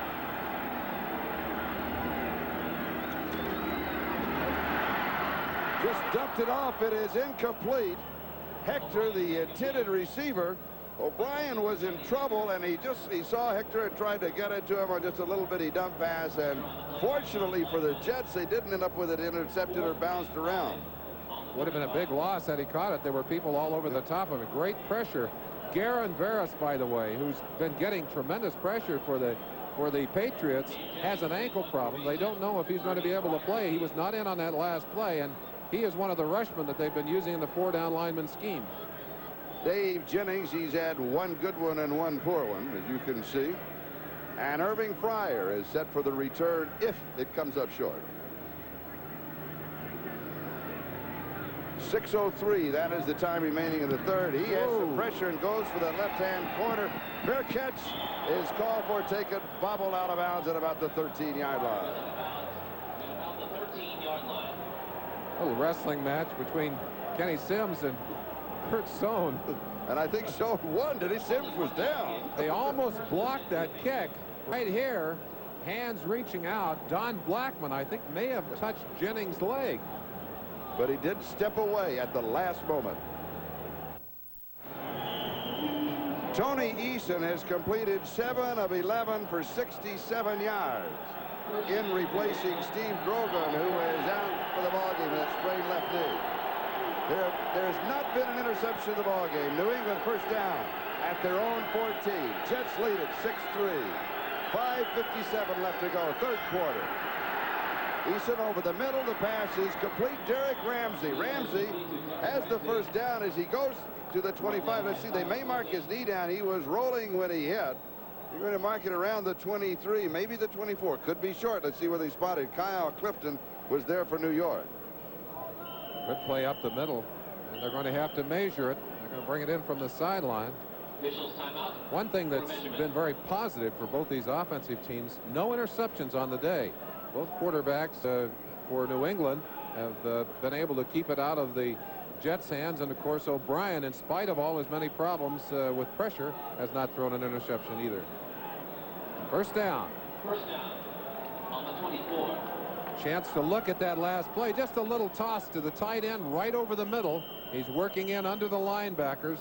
That's Kyle Clifton, as you mentioned, at the tackle. Let's go and look at some of the protection. Working one-on-one on Bennett to the outside. John Hanna, 73, slides out. You see him square up, get his hands on that rushman to push him away. First down. Here's the draw. Craig James. Oh, he's decked at the 23. Woo! He'll lose a yard. 2nd and 11.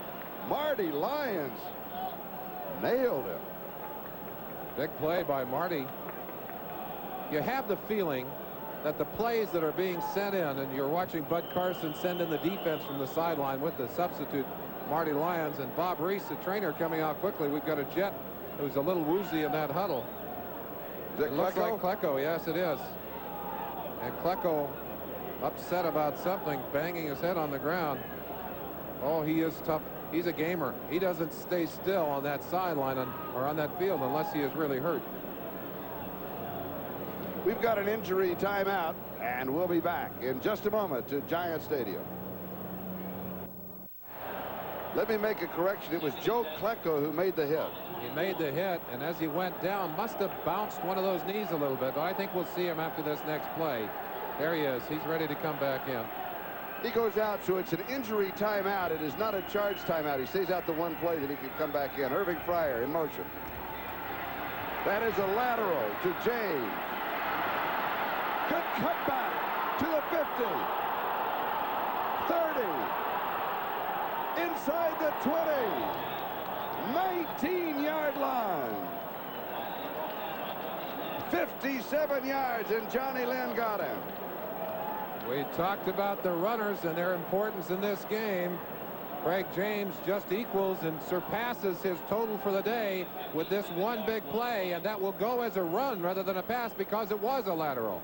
57 yards Johnny Lynn, number 29, using all of his speed to run down James at the last minute. James gets a little extra yardage at the end of it by angling to the sideline. Biggest play of the ball game offensively. Gastineau says he was clipped, but nobody saw it, Mark. Doesn't work that way. Tony Collins. 5 yards to the 14. It'll be 2nd and 5. Rusty Gilbo with the tackle. James now 14 carries and 99 yards. No, 94 yards. Just had that correction in. And he's hovering at that 100-yard mark. Giving him a chance to pick up a little oxygen on the sideline. New England has had trouble when they've been down in this territory. Twice before they've been in great field position inside the 20 and had to get the field goal. Of course, Jets had the same problem. They had first down at the 5. First and goal to go twice. Had to settle for the field goal. Tony Collins inside the 10. Barry Bennett with the tackle as the Patriots drive. Here's NFL 85. Thank you, Rod. Houston a surprise all of a sudden. And that's without Warren Moon. Here it is, 6-3. This is Grogan now. He's involved in the ballgame. He's calling the plays at the sideline. He's signaling into plays. They're coming down from Les Steckel upstairs, and Grogan signaling them into Tony Eason. Clock running down. 5-4. He better hurry. A flag on the play. Mosi Tantupu, the captain of the special teams, picks up the first down if it stands. Davlin Mullen makes the tackle. He's replaced Bobby Jackson, who has a neck injury. You don't know if he can return. We had that report a few plays back just now. Defense, couldn't get it in. Offside, number 95. Tom Baldwin, offsides. So it's the first down. It's just a matter, do you want the yardage or you split the distance? They'll split the distance. That'll take it to about 4.5. They'll mark it officially the 4-yard line, where it will be first down and goal to go. When you haven't been in there for a while as a quarterback and suddenly you're changing the timing. Remember, when the quarterback calls his own plays, he has the luxury of more time. When you're signaling him in from the sidelines, you've got to hurry the huddle a little bit. That means that everyone's got to move a little bit quicker. They're not used to that. They've had Grogan in there. First down, goal to go, 4-yard line. Here's Tony Collins. No gain. Kurt Springs makes the play. Charles Jackson also a part of that tackle, number 55. And when you've got a short yardage situation, you can't run sideways. You got to aim up in there and put your shoulders square to the line and drive. That's Ray Callahan on the right, the defensive line coach. He signals in the defensive alignment so they know who has to come out or go onto the field. You saw Bud Carson signaling the defense. I'm not sure if he was signaling the defense or if he just has the sniffles right there. Well, second down, goal you to can't go. tell what he was saying with that. 4-yard line. Reverse. Fire. Fumble. Jets.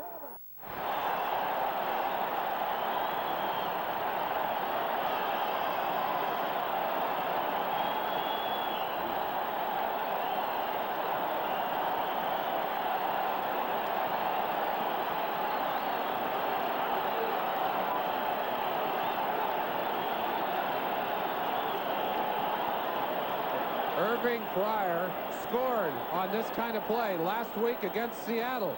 He cuts inside. He tries to go over the top here. And in the air, he's just simply met and knocked away Johnny Lynn, Davlin Mullen, 20, the second man to hit him.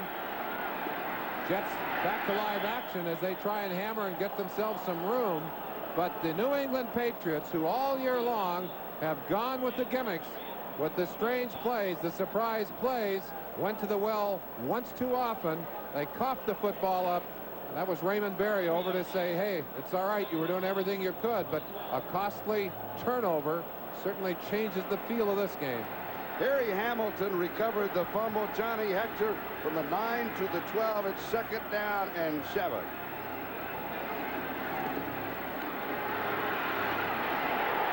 Walker.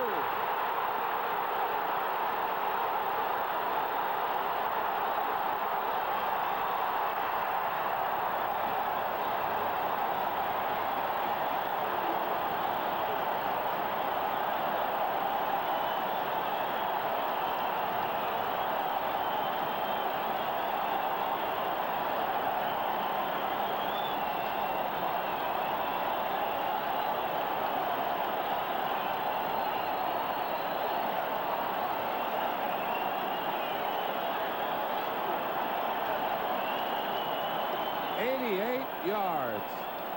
O'Brien sees Walker break it open. He lays it out in full stride, and goodbye, Wesley.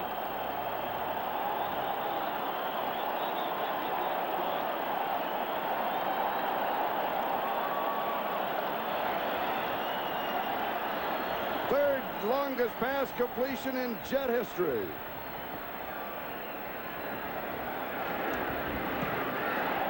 It's good.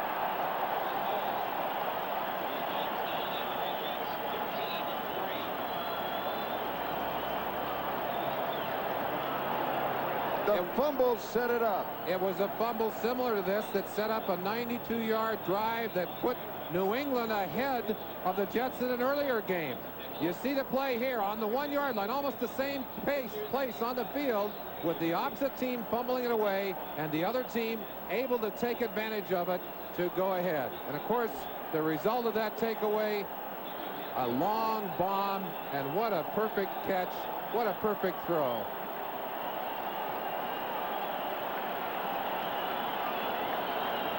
Wesley Walker, number 85, using the number on the jersey of Al Toon. He went 88 yards.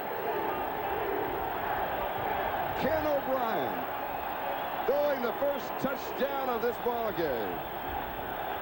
And for O'Brien, that is his 19th touchdown pass.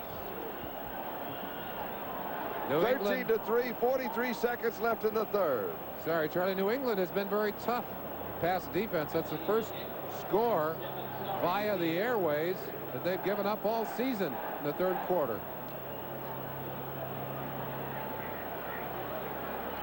And Pat Leahy, who added the point after, will be kicking off. Stephen Starring is the deep back. This one is hooked to the right side and muffed out of bounds. And they'll mark it at the 20-yard line, where New England will take over in their own territory in the waning moments of the third quarter. Look at Ken O'Brien. When he walks on the field, he looks like the only one in the class who studied for the test. Well, he's had a fine day. Not a great day in terms of productivity until you look at the fact that he has not made mistakes. He's made positive plays. He's not made the negative plays.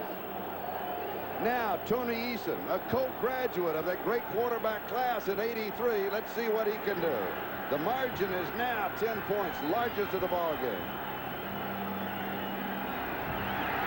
There's pressure from Gastineau. He just dumps it off to Craig James, and he'll get a yard. Barry Bennett with the tackle, 2nd and 9. We talked about the kind of respect that they were giving Tippett. Look at the kind they give Klecko. 3 people hammering on him. Hanna hit him. Morris, the center, hit him. The right guard is banging on him. And then he still gets back and gets a piece of the tackle. He's got to wonder how many guys they got on that team. We're counting down the end of the third quarter. We will not get this play off. There it is. So we have 3 in the book. We have 1 to go. And the crowd will tell us that at the end of the third, the Jets lead it 13-3, and we'll be back after these messages from your local station. O'Brien in the Jet record book. Joe Namath to Richard Castor, 91 yards. Joe Namath to Richard Castor, 89 yards. And Ken O'Brien to Wesley Walker, 88 yards. 2nd and 9. New England at their own 21-yard line as we start the fourth period. Eason, there's pressure, slips away, dumps it off to Craig. All kinds of room. 45-yard line.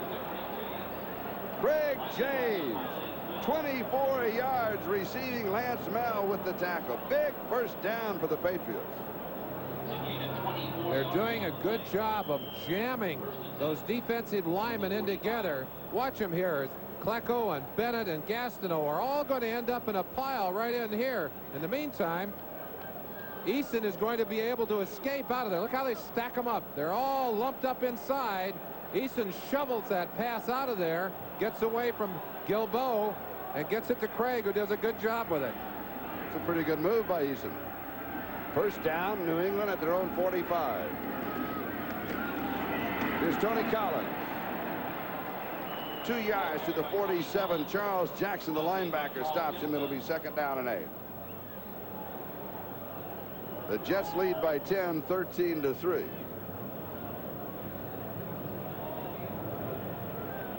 Gain of 2. Second and 8 on the 47.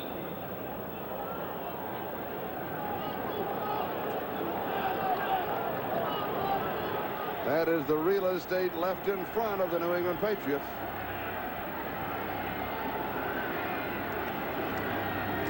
Little play fake, and then the quick screen to Jones. And Cedric will pick up the first down at the 45-yard line. Good block on that play by number 76, Brian Holloway. Holloway out in front of that play, blocking on Johnny Lynn, doing a good job. Don't forget, coming up this Thursday, be sure to join Merlin and Dick Enberg. And they'll be renewing the NBC holiday tradition, the New York Jets at the Detroit Lions. The Lions, one of 3 undefeated teams at home. Boy, they are tough at home. Stanley Morgan. We haven't seen him all day. Just went onto the field, nursing a hamstring problem. He's back in the ball game. Wide to the far side. And Morgan's open, but he doesn't see him. Throwing back underneath to Lynn Dawson. First down, but Stanley got behind the corner on the far side. And again, you've got to say that when a quarterback has been out of the lineup for a number of weeks, it takes him a while to get so he can see the whole field. Stanley Morgan upset because he'd broken deep, as you said, and gotten behind Johnny Lynn, the cornerback. But Eason dumps it off and picks up the first down, but he could have had the big down, the touchdown. And Morgan, as you can see, #1 all-time NFL in average per catch.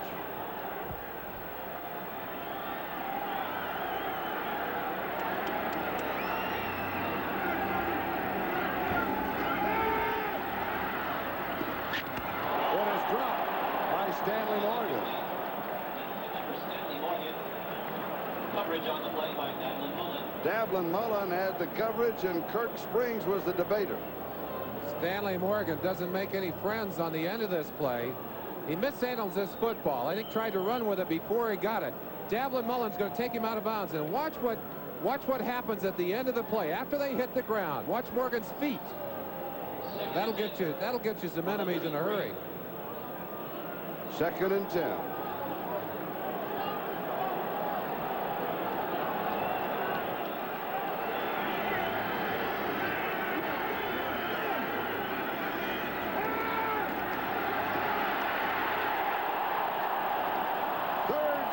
For the Jets. Joe Klecko. His second. Barry Bennett is the other. One of Raymond Berry's most difficult priorities was cutting down the number of sacks, and they've done a good job of that. They actually had 0 sacks against Seattle last week, but today the pressure has just been too great, and that's a jailbreak again. They've had a couple of those today, just breaking down and emptying everything right on top of Eason. Third down and 18. The ball at the 41-yard line. Fryer is in the slot on the left side. Dawson in the slot on the right side. To Dawson, and it is overthrown. It'll be fourth down. And Camarillo will be kicking. An ovation for the Jet defense. They've earned it. It's been a tough day for Eason, but I'll tell you, he's a game kid. I think looks like his nose really took a shot, Charlie. May in fact be broken. It doesn't stop him at all. He stood in there, but he has had tough sledding against that Jet defense.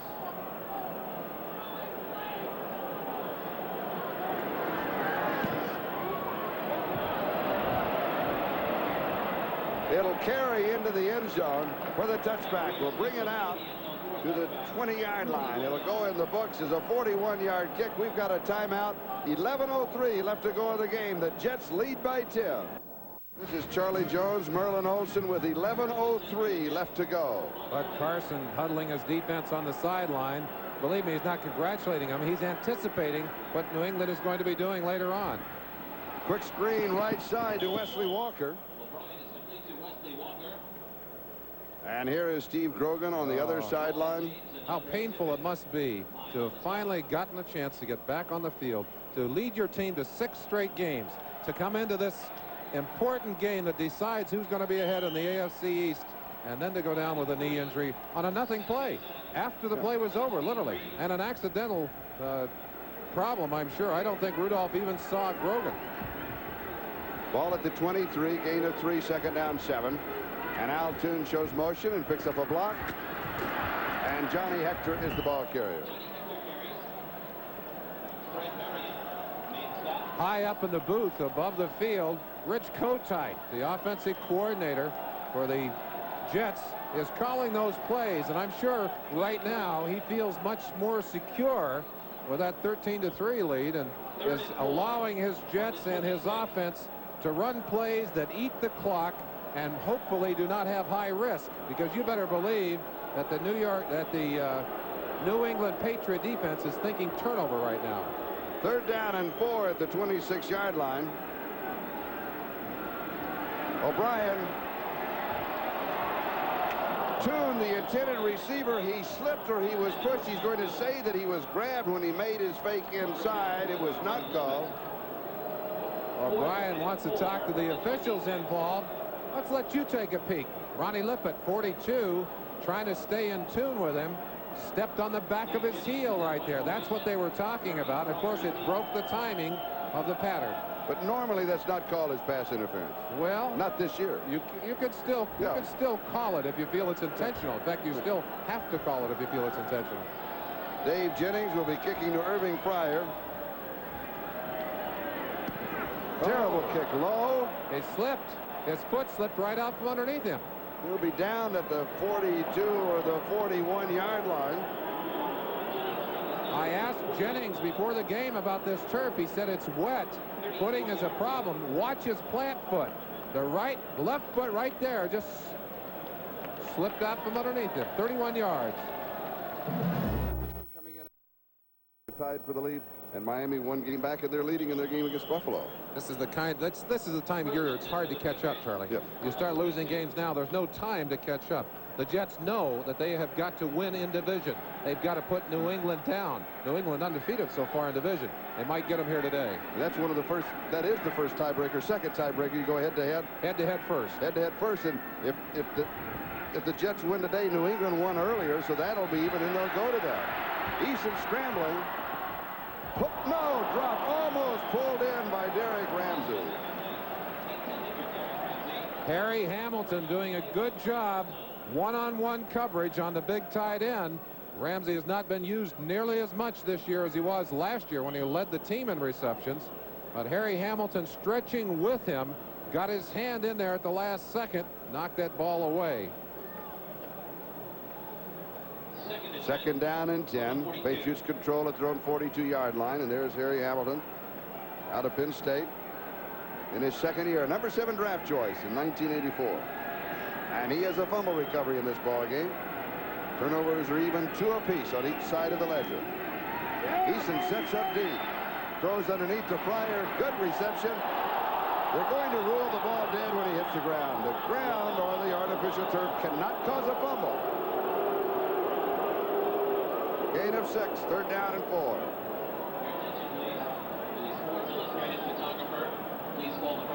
Irving Fryer thrown rather rudely to the ground on this play by Davlin Mullen, number 20. No fumble. Hard to see where that ball was when he hit the ground, but did appear that it bounced away as he bounced on the turf. Well, he had it at his elbow, and the elbow hit and jarred it out. 3rd down 5, they call it, and they mark it at the 47-yard line.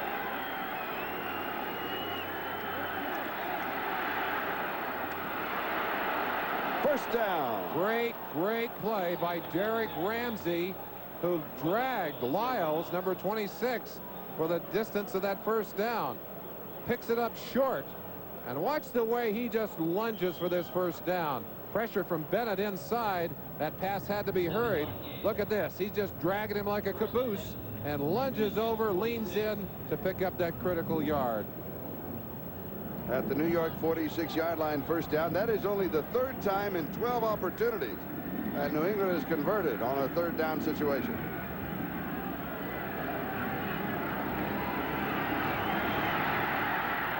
Screen, Tony Collins.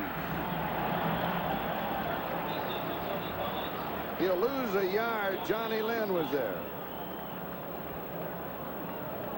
You saw Mark Gastineau. One of the reasons that the Jets are winning this year. Here's a look at the scoreboard. Miami's still leading by 3. One of the reasons, here's a look at the scoreboard, is this man, Mark Gastineau. He's no longer playing the star, no longer playing the prima donna. He goes out and has a couple of beers with the gang. He's one of the gang now, and everybody on the defense talks about that. They enjoy it. It's a team effort now, and I think that's one of the reasons for their success.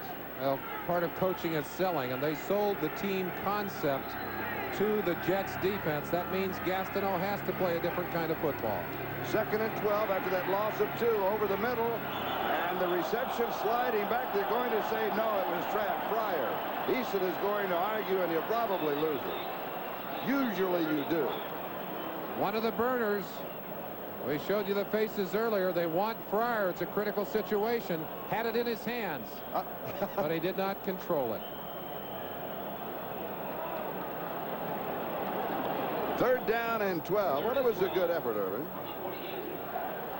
I was on a talk show Friday night. Irving Fryer, also a guest here in New York. Here's another score. I asked him about New England because they have come from behind in the 4th quarter. They have won in the 4th quarter this year during that big streak, that win streak. And I said, why? And he said, fear.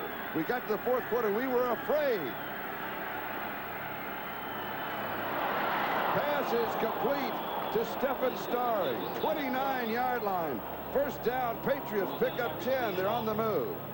They picked up more than that. Bud Carson, known for his gambling style, had dropped everyone back. Rushed 3 people on that play. Left some room underneath.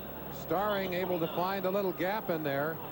I'll tell you, he's having problems, though. With Bobby Jackson out of that lineup, he has got to move a lot of people in and out. That means people are playing positions they're not used to, and that has got to be very difficult for them. Gain of 19, and one of those people he's been moving in and out is Rich Miano, the rookie from Hawaii who made the last tackle. Patriots have a problem. They call a timeout. Earlier when Tony Eason came to the sideline, he was hot under the helmet. I think he's angry because he was not getting the signals. That's Tom Ramsey with a headset on, and Rod Humanik, who's the assistant head coach for the offense, right behind him. They're just not getting the signals onto the field, and he wasn't understanding what they wanted. One of the other problems was he only had 10 men in that offensive set when he looked around. That's not too good. No, he counted faces and came up one short to the end zone. It's there. Touchdown. Cedric Jones. And they'll add a penalty on the next kickoff. That's Harry Hamilton, who roughed the receiver, Cedric Jones, after he went out of bounds. 29 yards of the Patriots right back in the ball game. It's a 13-9 contest with the extra point to come. Well, whatever it was they discussed in that huddle on the sideline, it proved to be the right call.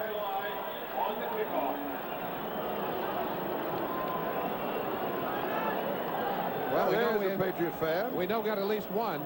That's right. 7 plays, a 58-yard drive took just over 3 minutes, and for Cedric Jones, his 2nd touchdown reception of the season, 1st of the ball game.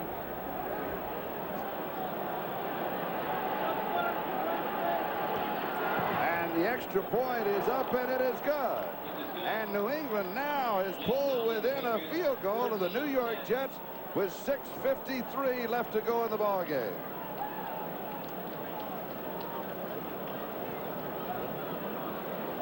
New York 13, New England 10.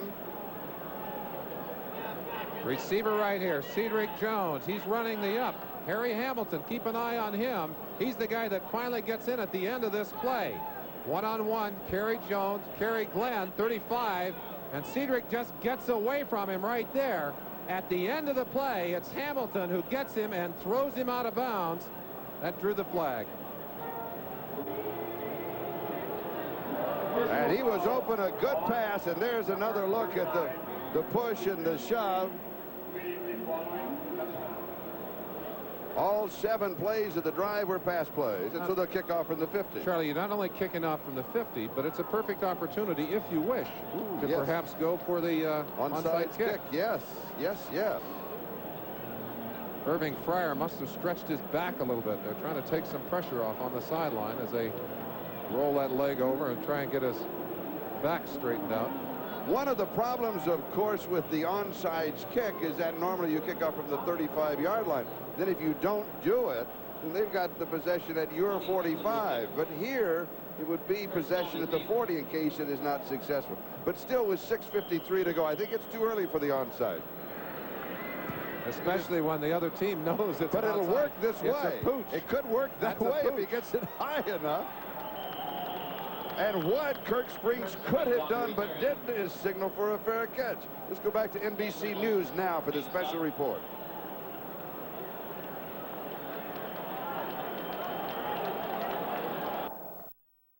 Giants Stadium after that NBC News report, and of course, should the situation change or should we have any new breaking news immediately, we will of course go to NBC News for that update. What happened here while you were gone? And O'Brien passed to Al Toon for 19 yards. Hector then picked up 2. Hector no gain, incomplete pass. 4th down and 8, and Dave Jennings kicking now with 4:46. That is the time remaining in the ball game. Has some pressure, puts a pretty good one off. Fair catch taken at the 31-yard line. Greg Hawthorne in to try and block that kick, was blocked into Jennings, but the official on his position there saying no, he didn't rough him. He was blocked into him. You'll see the end of it here, and you will see Hawthorne, number 27, as he's knocked by Tony Page, 49, right into Jennings. 33 yards, and here's the scoring recap. Leahy with a 21-yard field goal for the Jets in the first quarter. Leahy did it again from 21 yards out in the first quarter. That made it 6-0. Franklin from 23 yards out. That made it 6-3. 88-yard touchdown pass to Wesley Walker. And then the 29-yard touchdown pass to Cedric Jones of the Patriots. And New England with the ball trailing by 3, 10-13. And Tony Collins is dead as Rusty Gilbo nails him right at the 29-yard line. A loss of 2 on the play. It'll be 2nd down and 12. 2 men blocking on Gastineau on that play. Fairchild from the inside and 67 more from the outside. He goes right through the 2 of them to deck Tony Eason. And on the outside, I think that Tony Collins had just assumed that he hadn't thrown that pass. That's a headache. 2nd and 12. Drop. Lynn Dawson, the intended receiver. Kyle Clifton was there for the defense, but he just dropped it. 3rd down and 12. You'll have a chance to see it too, and this is a pressurized part of the game. Ooh. People trying to make big plays, and with Grogan out of there, maybe trying a little too hard. Dawson wanted to get that play, run upfield, make a big play. You got to catch the football before you run with it. There's still a lot of time, 4 minutes and 4 seconds.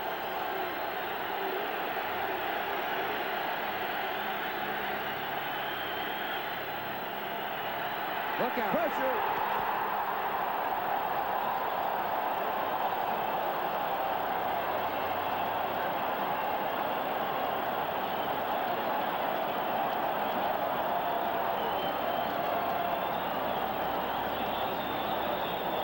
Lester Lyles, his first sack of the season, the 4th of the game for the Jets. Lyles A loss of 11. will come from the left side of your screen. The Jets will be stunning on this play, but the pressure will come from the blind side. Right there, number 26, shooting into your screen, just levels Eason. I don't even think that Eason knew he was coming. Rich Camarilla kicking, and Kurt Sohn has to backpedal. It's over his head. Inside the 15, inside the 10, out of bounds at the 9-yard line.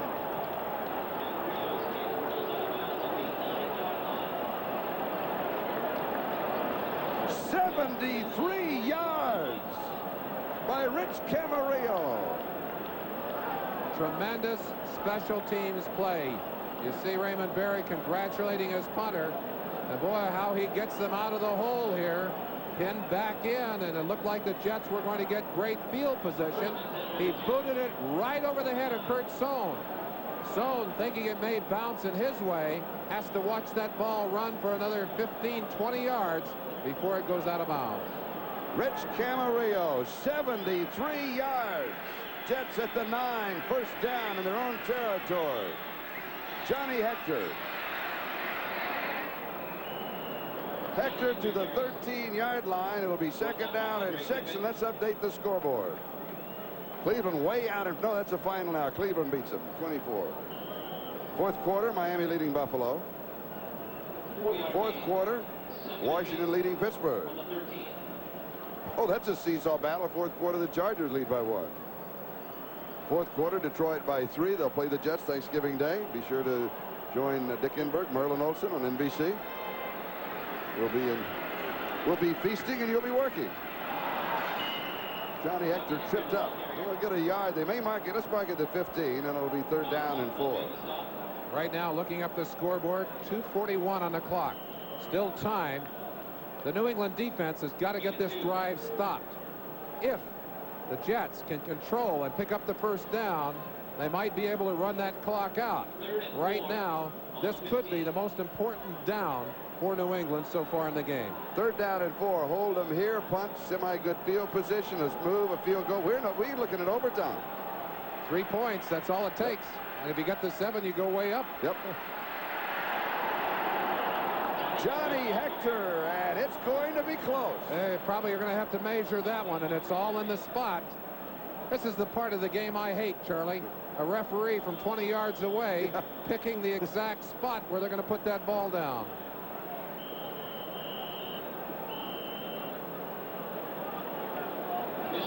Now, the officials have called a timeout for the measurement, the change to come out, and at the same time, we have 2 minutes left in the ball game. So as soon as we have the measurement, they will then take the 2-minute warning of both benches, and we'll take the full timeout. Joe Walton will be faced if he's short, and I think it's going to be just a fraction short. No. Oh, no. Oh, he's got it with the length of the football. Well, the eyes know, Charlie.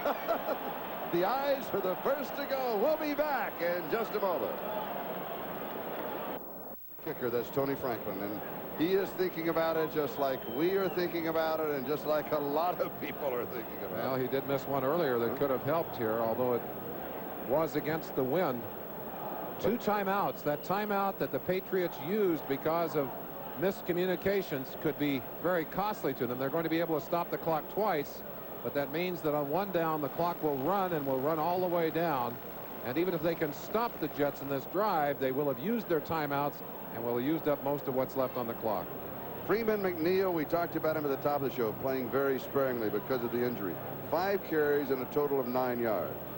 But his replacement, Johnny Hector, has done a very admirable job, particularly the last carry. Certainly has, and I mentioned it earlier. I think one of the things that Joe Walton has done is to get his team and his players, not only the guys who are the front line players, ready to play week in and week out. Johnny Hector has gained 85 yards and 24 carries to this point in the ballgame. And here he comes again. And he has 4 more to the 23. It'll be second down and 6. Rising to the occasion. So very important. And there are the numbers you mentioned. 25 yards. He had 83 yards as he replaced Freeman McNeil in that earlier game against the New England Patriots. Patriots take a timeout. They have 4 seconds time remaining here. And here is Hector. Johnny Hector to the 27-yard line. Add 4 more yards to his total. It'll be third down and 2. Andre Tippett with the tackle. The difference in the ball game, 3 points. Tony Franklin missed from 41 yards away in the first quarter. So difficult to go back and say this play is the difference, because there are a lot of plays that have made differences, Charlie. This one, a naked play. The kicker's out there by himself. We all see it, and we know that that's 3 points you can't put up there for the Patriots. And I'm sure that Franklin is remembering that kick himself. New England takes a timeout, and that is their last timeout of the ball game, and they take it at the 1:33 mark. It'll be third down and 2 when play resumes. Running the football successfully, and I'll tell you, that Jet coaching staff and the Jets players have done a good job of protecting this lead so far in the game. Now, the games remaining for New England, and they're not that different as far as New England, the Jets, and Miami. At Indianapolis, Detroit, at Miami, and they have real problems at Miami, and then Cincinnati could down to the game on the 22nd. The Jets at Detroit, Thanksgiving Day on NBC, at Buffalo. Then they've got Chicago here, and then they've got Cleveland. So it could come down to the last. Now, what about the Dolphins? Leading today, they'll still be a game back, tied for second. They've got Chicago at Green Bay, New England, and then Buffalo. And there's advantages and disadvantages. Miami did win today, so they will be tied for second with the loser of this game. A lockup.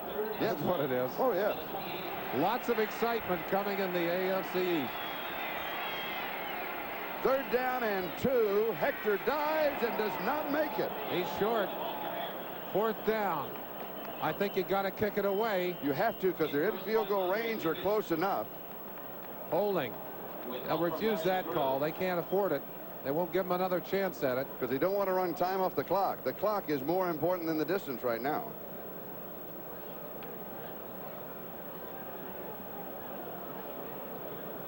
I wonder what they're waiting for. Now the signal from the sideline is refuse it, refuse it. Offensive holding, number 79, and it will be refused. Marvin Powell. 4th down. 4th down. All right, now do you go after the block on this kick? Now there they are. Finally the punt receiving team onto the field, and Irving Fryer, who has 2 touchdowns to his credit. I think you kick it away from him, definitely. But the penalty stopped the clock. If there had been no penalty, they could have run. The Jets could have run another 30 seconds down the clock. Good point, Charlie. 128. That's a big advantage. Good assist to this New England team, but they're still 3 points away on that scoreboard. And Dave Jennings has not been punting that well, but he gets a pretty good one here. Fryer takes it at the 28-yard line. Needs a block, doesn't get it, around the corner and out of bounds. Stops the clock with 1:17. 44-yard punt and a 15-yard return. Tony Page was there on the special team. That critical play, short yardage. Watch number 56, Andre Tippett, all the way around the backside, grabs a hold of Hector from behind and literally pulled him back as he got up into the air. Tremendous play as Tippett used his quickness to get around behind that play. 1st and 10 at the 43. New England now playing a short field. They need only 27 yards, but they have no timeouts. They've got to play outside.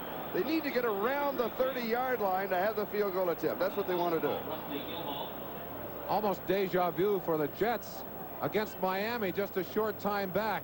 They'd gone ahead in the late part of the ball game, and then Miami came back with a long field to go ahead and win the ball game. In that game, one of the problems that Bud Carson had was injuries, which forced him to make some changes among the defensive backs. He's had the same kind of problems here today. Now they're hoping that they can control New England.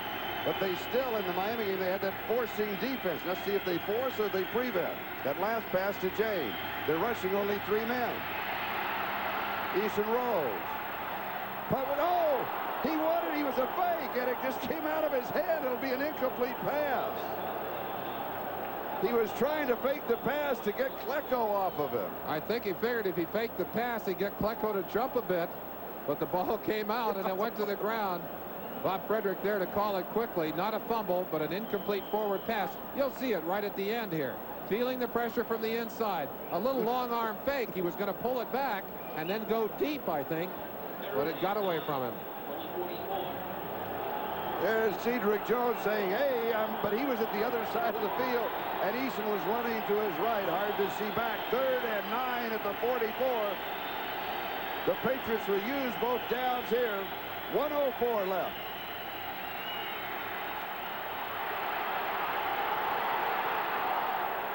It's there. It's caught. Within field goal range, it's Derek Ramsey at the 30-yard line. 25 yards.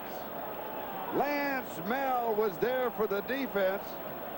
A heady play by Eason.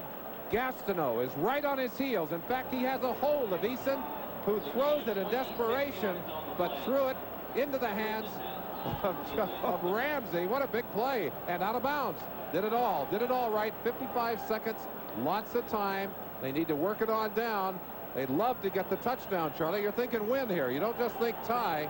This man right here preparing himself mentally now for what might be his biggest opportunity of the game. Derek Ramsey, 4 receptions, 49 yards. No timeouts, 55 seconds. Craig James on the draw, and he plows to the 16-yard line, 14 yards. Remember, they don't have any timeouts. They'll have another play called. They're already lined up. The Jets doing what they have to do, slowly back to the ball. Now, if New England can get that ball snapped. James is injured. James did not get up. There it is. I was wondering why they didn't snap the ball. That's it. James was still down. Charlie, if the offense is lined up and they snap the ball and the defense is not back and in alignment, they'll be charged with a penalty. James, 15 carries, 114 yards. Now, you always wonder in this situation, you know, is it a fake? And then you look at his face and you say, no, I don't think so. In fact, I think he's the kind of player that would have been one of the first guys back to the huddle. Yes. But he is not up off the ground yet. And, of course, he'll have to come off the field at this point. 34 seconds. That is the time left here. No timeouts. Now well within field goal range. Craig James has rushed for 114 yards in the ball game. And that'll run his total to around 860 on the year. And that'll hold his average up around that 4.6.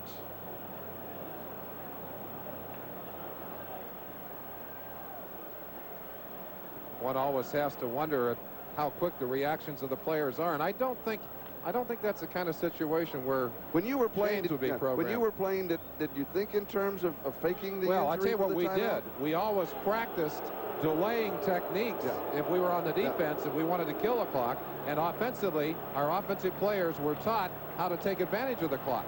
And that included an injury like that occasionally. But then again, if you're caught doing it, it's unsportsmanlike, and that's a quick 15, it could take you out of field goal range. Well, look at Craig James. I don't think there's any question that he was hurt on that play. He's still wobbling, heading off the field now. And, of course, with the kind of yardage he's made on the day, you don't want him out of there. Let's look at the last of that play. That's 39, Harry Hamilton. There's the shot, I think, that hurt him right there. That's Lyles, 26, that really got a shoulder into his neck and his shoulder. Oh, he's still shaking. Looks like a baby. Now they'll wind down the clock. The officials have to take seconds off, Charlie. So that's the reason that a lot of people might wonder, why do they have the 2-minute warning? There's some rule changes inside the last 2 minutes of each half. One of those is this situation. When you have the injury, well, you're allowed the one injury. You're allowed it the one time, and then if you have another one, then they'll wind the 10 seconds off. But they start the clock when the official marks it, and here we go. Timing pattern. Incomplete. Stephen Starring, the intended receiver, and you're playing with dangerous time in the back edge of that end zone. Could be intercepted, could be all over. I'm surprised. Are you? Well, that ball thrown so far that I don't think anybody could catch it, Charlie. We'll go back to 24 seconds. I think he's just thrown it back there to stop that clock. 34 seconds, and not snap until it shows 24 seconds. Okay. So let's go back, and they were right. They were going to run the 10 seconds off. They're going to go back, set it at 34, run it to 24, and that's when the snap will take place. And that's one of the reasons, that's one of the little preventions that the rules have against trying to fake an injury. You put when in you're behind. You put in some penalties in there, Charlie. Yep. Automatic penalties.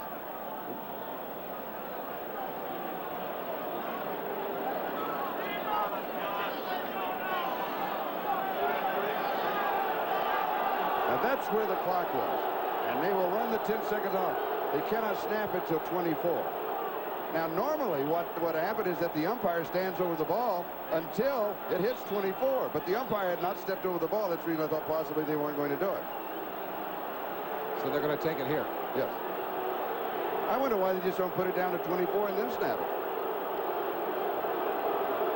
See, now they're running it down. And so New England should be ready to go right at 24. Now they may snap the ball. And now he's going to step in, and no, they stopped it at 24. So they got the 10 off.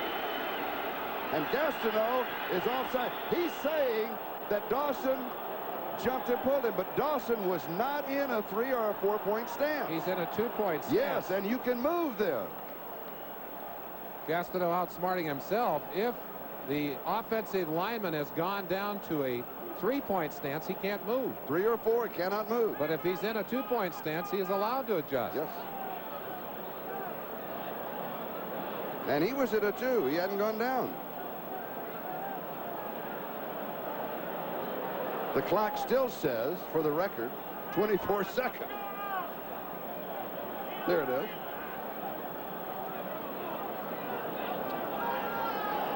The line of scrimmage, the 16-yard line. I think soon to be the 11-yard line.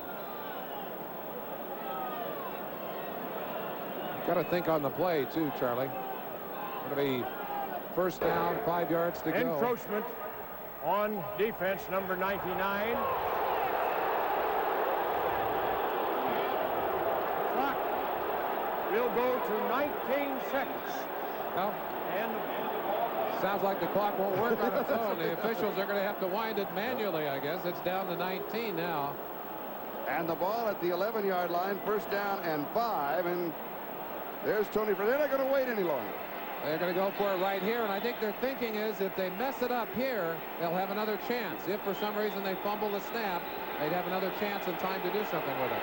28 yards or Eason hold. That's a Eason quarterback. the holder. It's there from 28 yards away. And we are tied at 13-13 with now 16 seconds. More or less. I don't trust the clock. Well, Charlie, it's down to this. And it looks like we will have played this whole ball game to get back to an even start for one more shot at it. Down to sudden death unless something happens in this next 16 seconds. And if you joined us late, shame on you. You should have been here from the beginning. We said at the top that it would be a playoff game. It is that type of a situation. Late in the season, New England 8-3, the Jets 8-3, Miami 7-4. Miami has won, so Miami is now 8-4. The Patriots, the Jets, and the Dolphins, 3 teams all vying for playoff spots. The winner in the East is sure to go. Then you're looking at wild card possibilities, and you're looking at even schedules remaining, and the statistics are equal, and both teams have lost offensive thrust in the ball game. Well, they certainly have. You were looking at Steve Grogan on the sideline, and of course those who follow these Patriots realize that he has led this team to 6 straight. He went out with a knee injury, and Eason has come in after sitting on the bench for 5.5 games to bring his team back in the final seconds to a tie.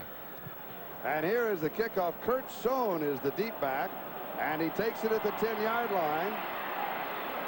And there's a flag down, and I believe that it will be an illegal block.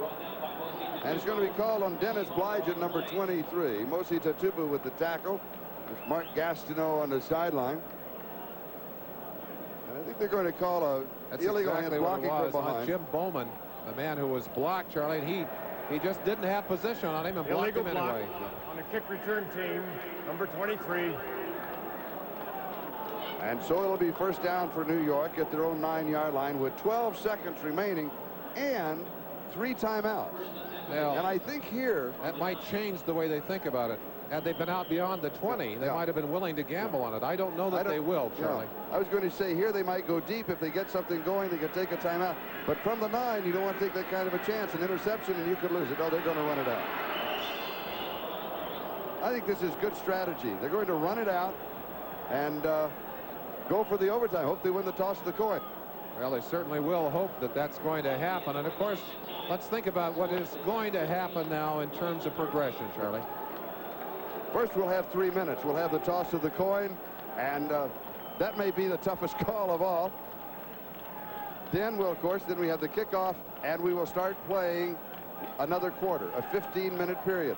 First score, it is over. If there is no score after the regulation 5th quarter, 15 minutes, then it will go into the books as a tie. Of course, if if you're on the losing side at the end of that time, you say, and the visiting team have their choice. Call it while it's in the air. Heads he called. And it is tails. It is tails, your choice. New York on the toss. They elected to receive. And we'll be back after these messages from your local station. Jones Merlin Olsen Giant Stadium. Well, the game took 3 hours and 17 minutes, and now we start all over again. I started to say earlier, Charlie, that one of these teams is going to get something on the board and go home a winner, and in that case it's sudden victory. The other team is going to go home a loser, and that's sudden death. That's right. A painful game. Both teams have played well under adversity. Grogan, of course, knocked out as a quarterback for New England after leading them so well, and on the other side they have played, except for a few plays, without their ace running back Freeman McNeil. McNeil's numbers are not a stat, not even a factor in this game today. New England is 0-7 in regular season overtimes. 0-7.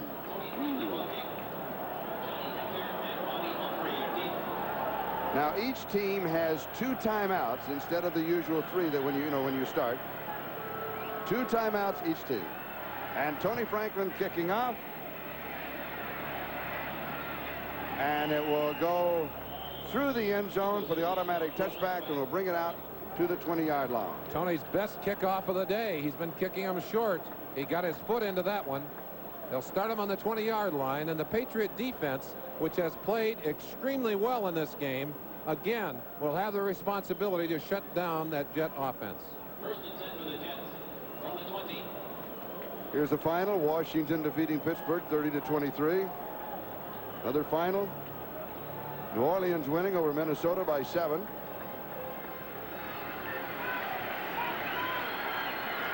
And here it is 13-13 as we start overtime, and we start with a play action fake. Julius Adams was there. He wanted to go deep. He kept looking deep, and the receivers couldn't get out. They wanted the big pop quickly, and the experience pays off as Julius Adams from his right defensive end position, that's the left side of your screen, is going to come around from behind. They're getting pressure here, but there's Julius, and it looked like O'Brien might be able to get out of there. 6 sacks on the day. And the 3rd sack for Julius Adams. 2nd and 12. Johnny Hector has 3 yards to the 21, so it's 3rd down and 9. Ken Sims and Larry McGrew for the defense, and the defensive battle just continues. Nothing has changed. The defenses, with the exception of maybe 4 plays, have dominated the ballgame. 2 hard-nosed defensive teams that have played an excellent football game today. Chicago just keeps rolling along. The team that made of household appliances very chic. The refrigerator got another touchdown, Charlie. I can't believe that. Hector, 28 carries, 97 yards rushing. And a great reception. Kurt Sohn, can you believe that?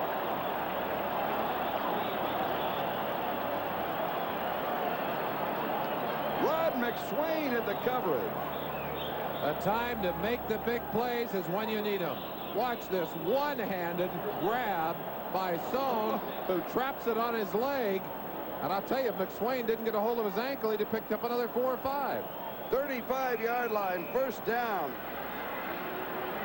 Gain of 14.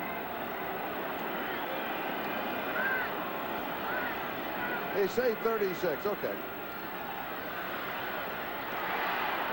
Davlin Blygen has dropped in his tracks. He would have a couple of yards to the 38. 2nd down and 8. Larry McGrew decked him. Let's go back to that catch. It's worth another look. O'Brien gets the ball out under pressure, almost sacked again. Sohn can only get one hand on it, just drops it back in his lap and then rescues it. 2nd down and 8. The ball at the New York 38-yard line. We're 2.5 minutes into overtime. Tied 13-13. Play action.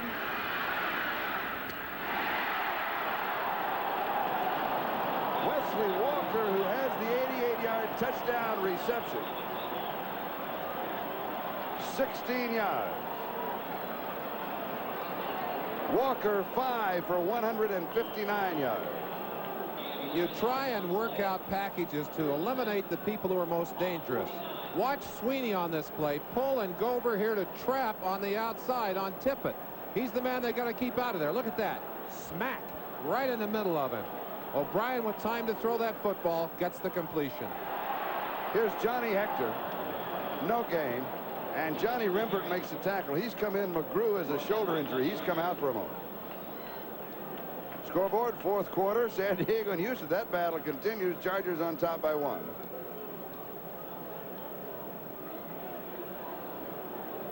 Second and 10. Ball at the 49. 1-yard loss.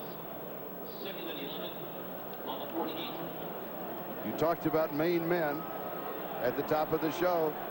And when we reveal them, we also set the kickers in this kind of a ball game, and they certainly have been involved.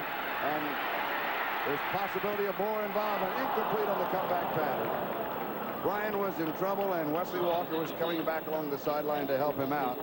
And Lester Williams was putting the pressure on. Bootleg action to try and get away from the heat, the pressure. Little chance to watch it here. Lippett 42, and of course he won't let the man deep. You got to respect Walker's speed. Walker coming back. That ball thrown with tremendous heat. Watch how hard he throws this football. I think too hard in this situation. Wesley just couldn't handle it. Third down and 10. We arrive at another big play.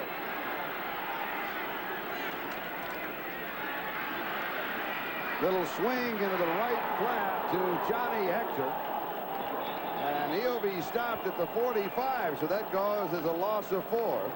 Andre Tippett and Ronnie Lippett. Tippett and Lippett were there. You don't fool good defenses. They're trying to swing the play to the outside. Just great reactions. Shut that play down. They're going to have to kick it, but they're well out in the midfield. Should put the New England offense way down deep unless they can get the kind of returns that Fryer has given them in a couple of their games so far this year. And remember, Jennings has had some trouble kicking today. He has not had a big day. There's the average, 33-yard average. And Fryer has 2 returns for touchdowns amongst another bad kick. Forward. Takes it at the 23. Has a flag. He's at the 27, and normally when you have that flag, they'll move it back to around the 16-yard line, 15-yard line, 14-yard line. Tony Page, I think it's there on on the special team. Mosi Tutupu, I think, who's a special teams captain and such a tremendous special teams player. I think he nailed Rusty Gilboa on that play. The punt covering only 31 yards.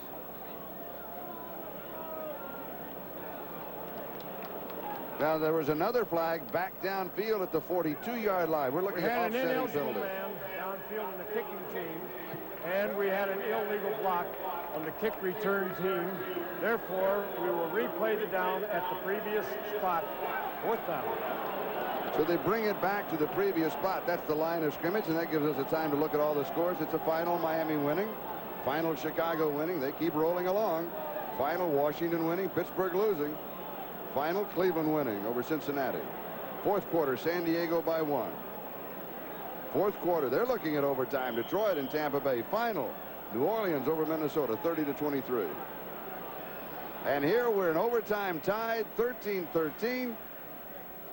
And Dave Jennings to kick again. This is a better kick. A much better kick. Fryer at the 11-yard line. Oops, slips down at the 7.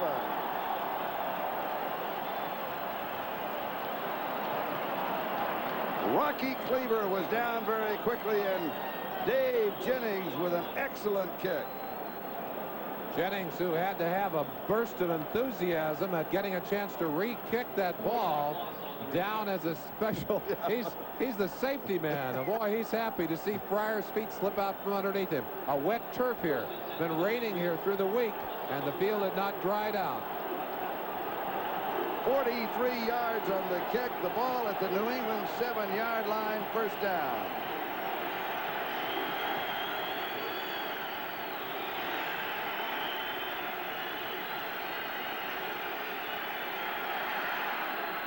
Eason throws.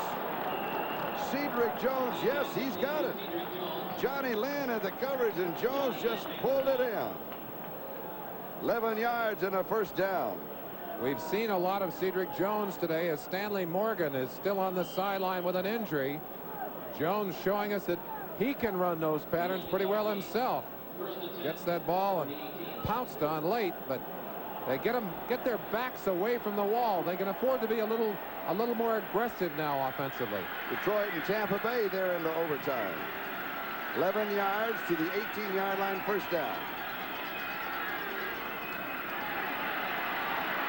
Eason drops this one over the middle. The pass is complete to Craig James. He has it at the 22. It's a gain of 4, so it'll be second down 6. Lester Lyles makes the tackle. Well, you can play with all kinds of numbers, but just to throw one at you, as close as the game is, 13-13 into overtime. Total offense, 4 quarters. New England, 383 yards. New York Jets, 371 yards.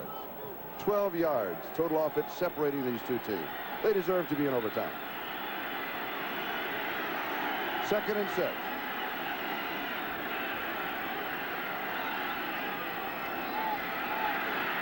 Blitz. Lynn Dawson.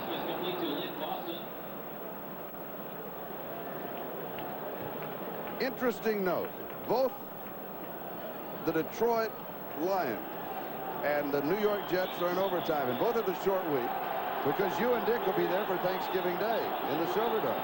Well, you need to save some energy for that game. You don't have much time to get ready, and you don't have much time to rest. But at least it's going to be even for both teams. Well, that's right. It's going to be tough for both these squads. Third down and 5.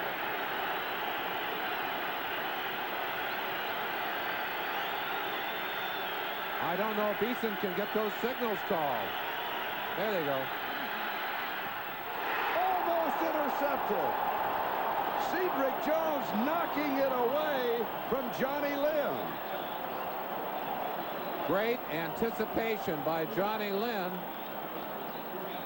Moving up at that corner spot. As we mentioned, they've had tremendous injuries, all kinds of injuries in that secondary for the Jets.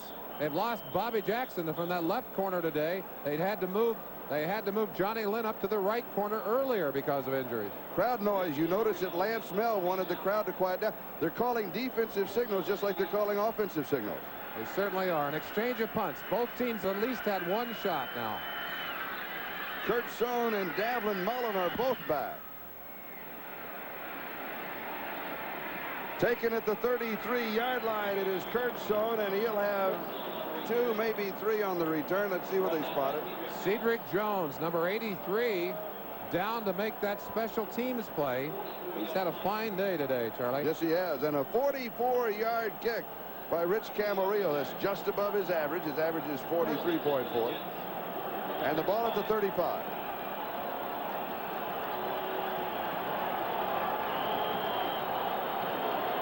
Larry McGrew, we mentioned that shoulder problem. Now they're back in. 2 seconds left in the fourth quarter. Houston with a field goal. They now lead San Diego by 2. O'Brien with a little moving pocket. First down.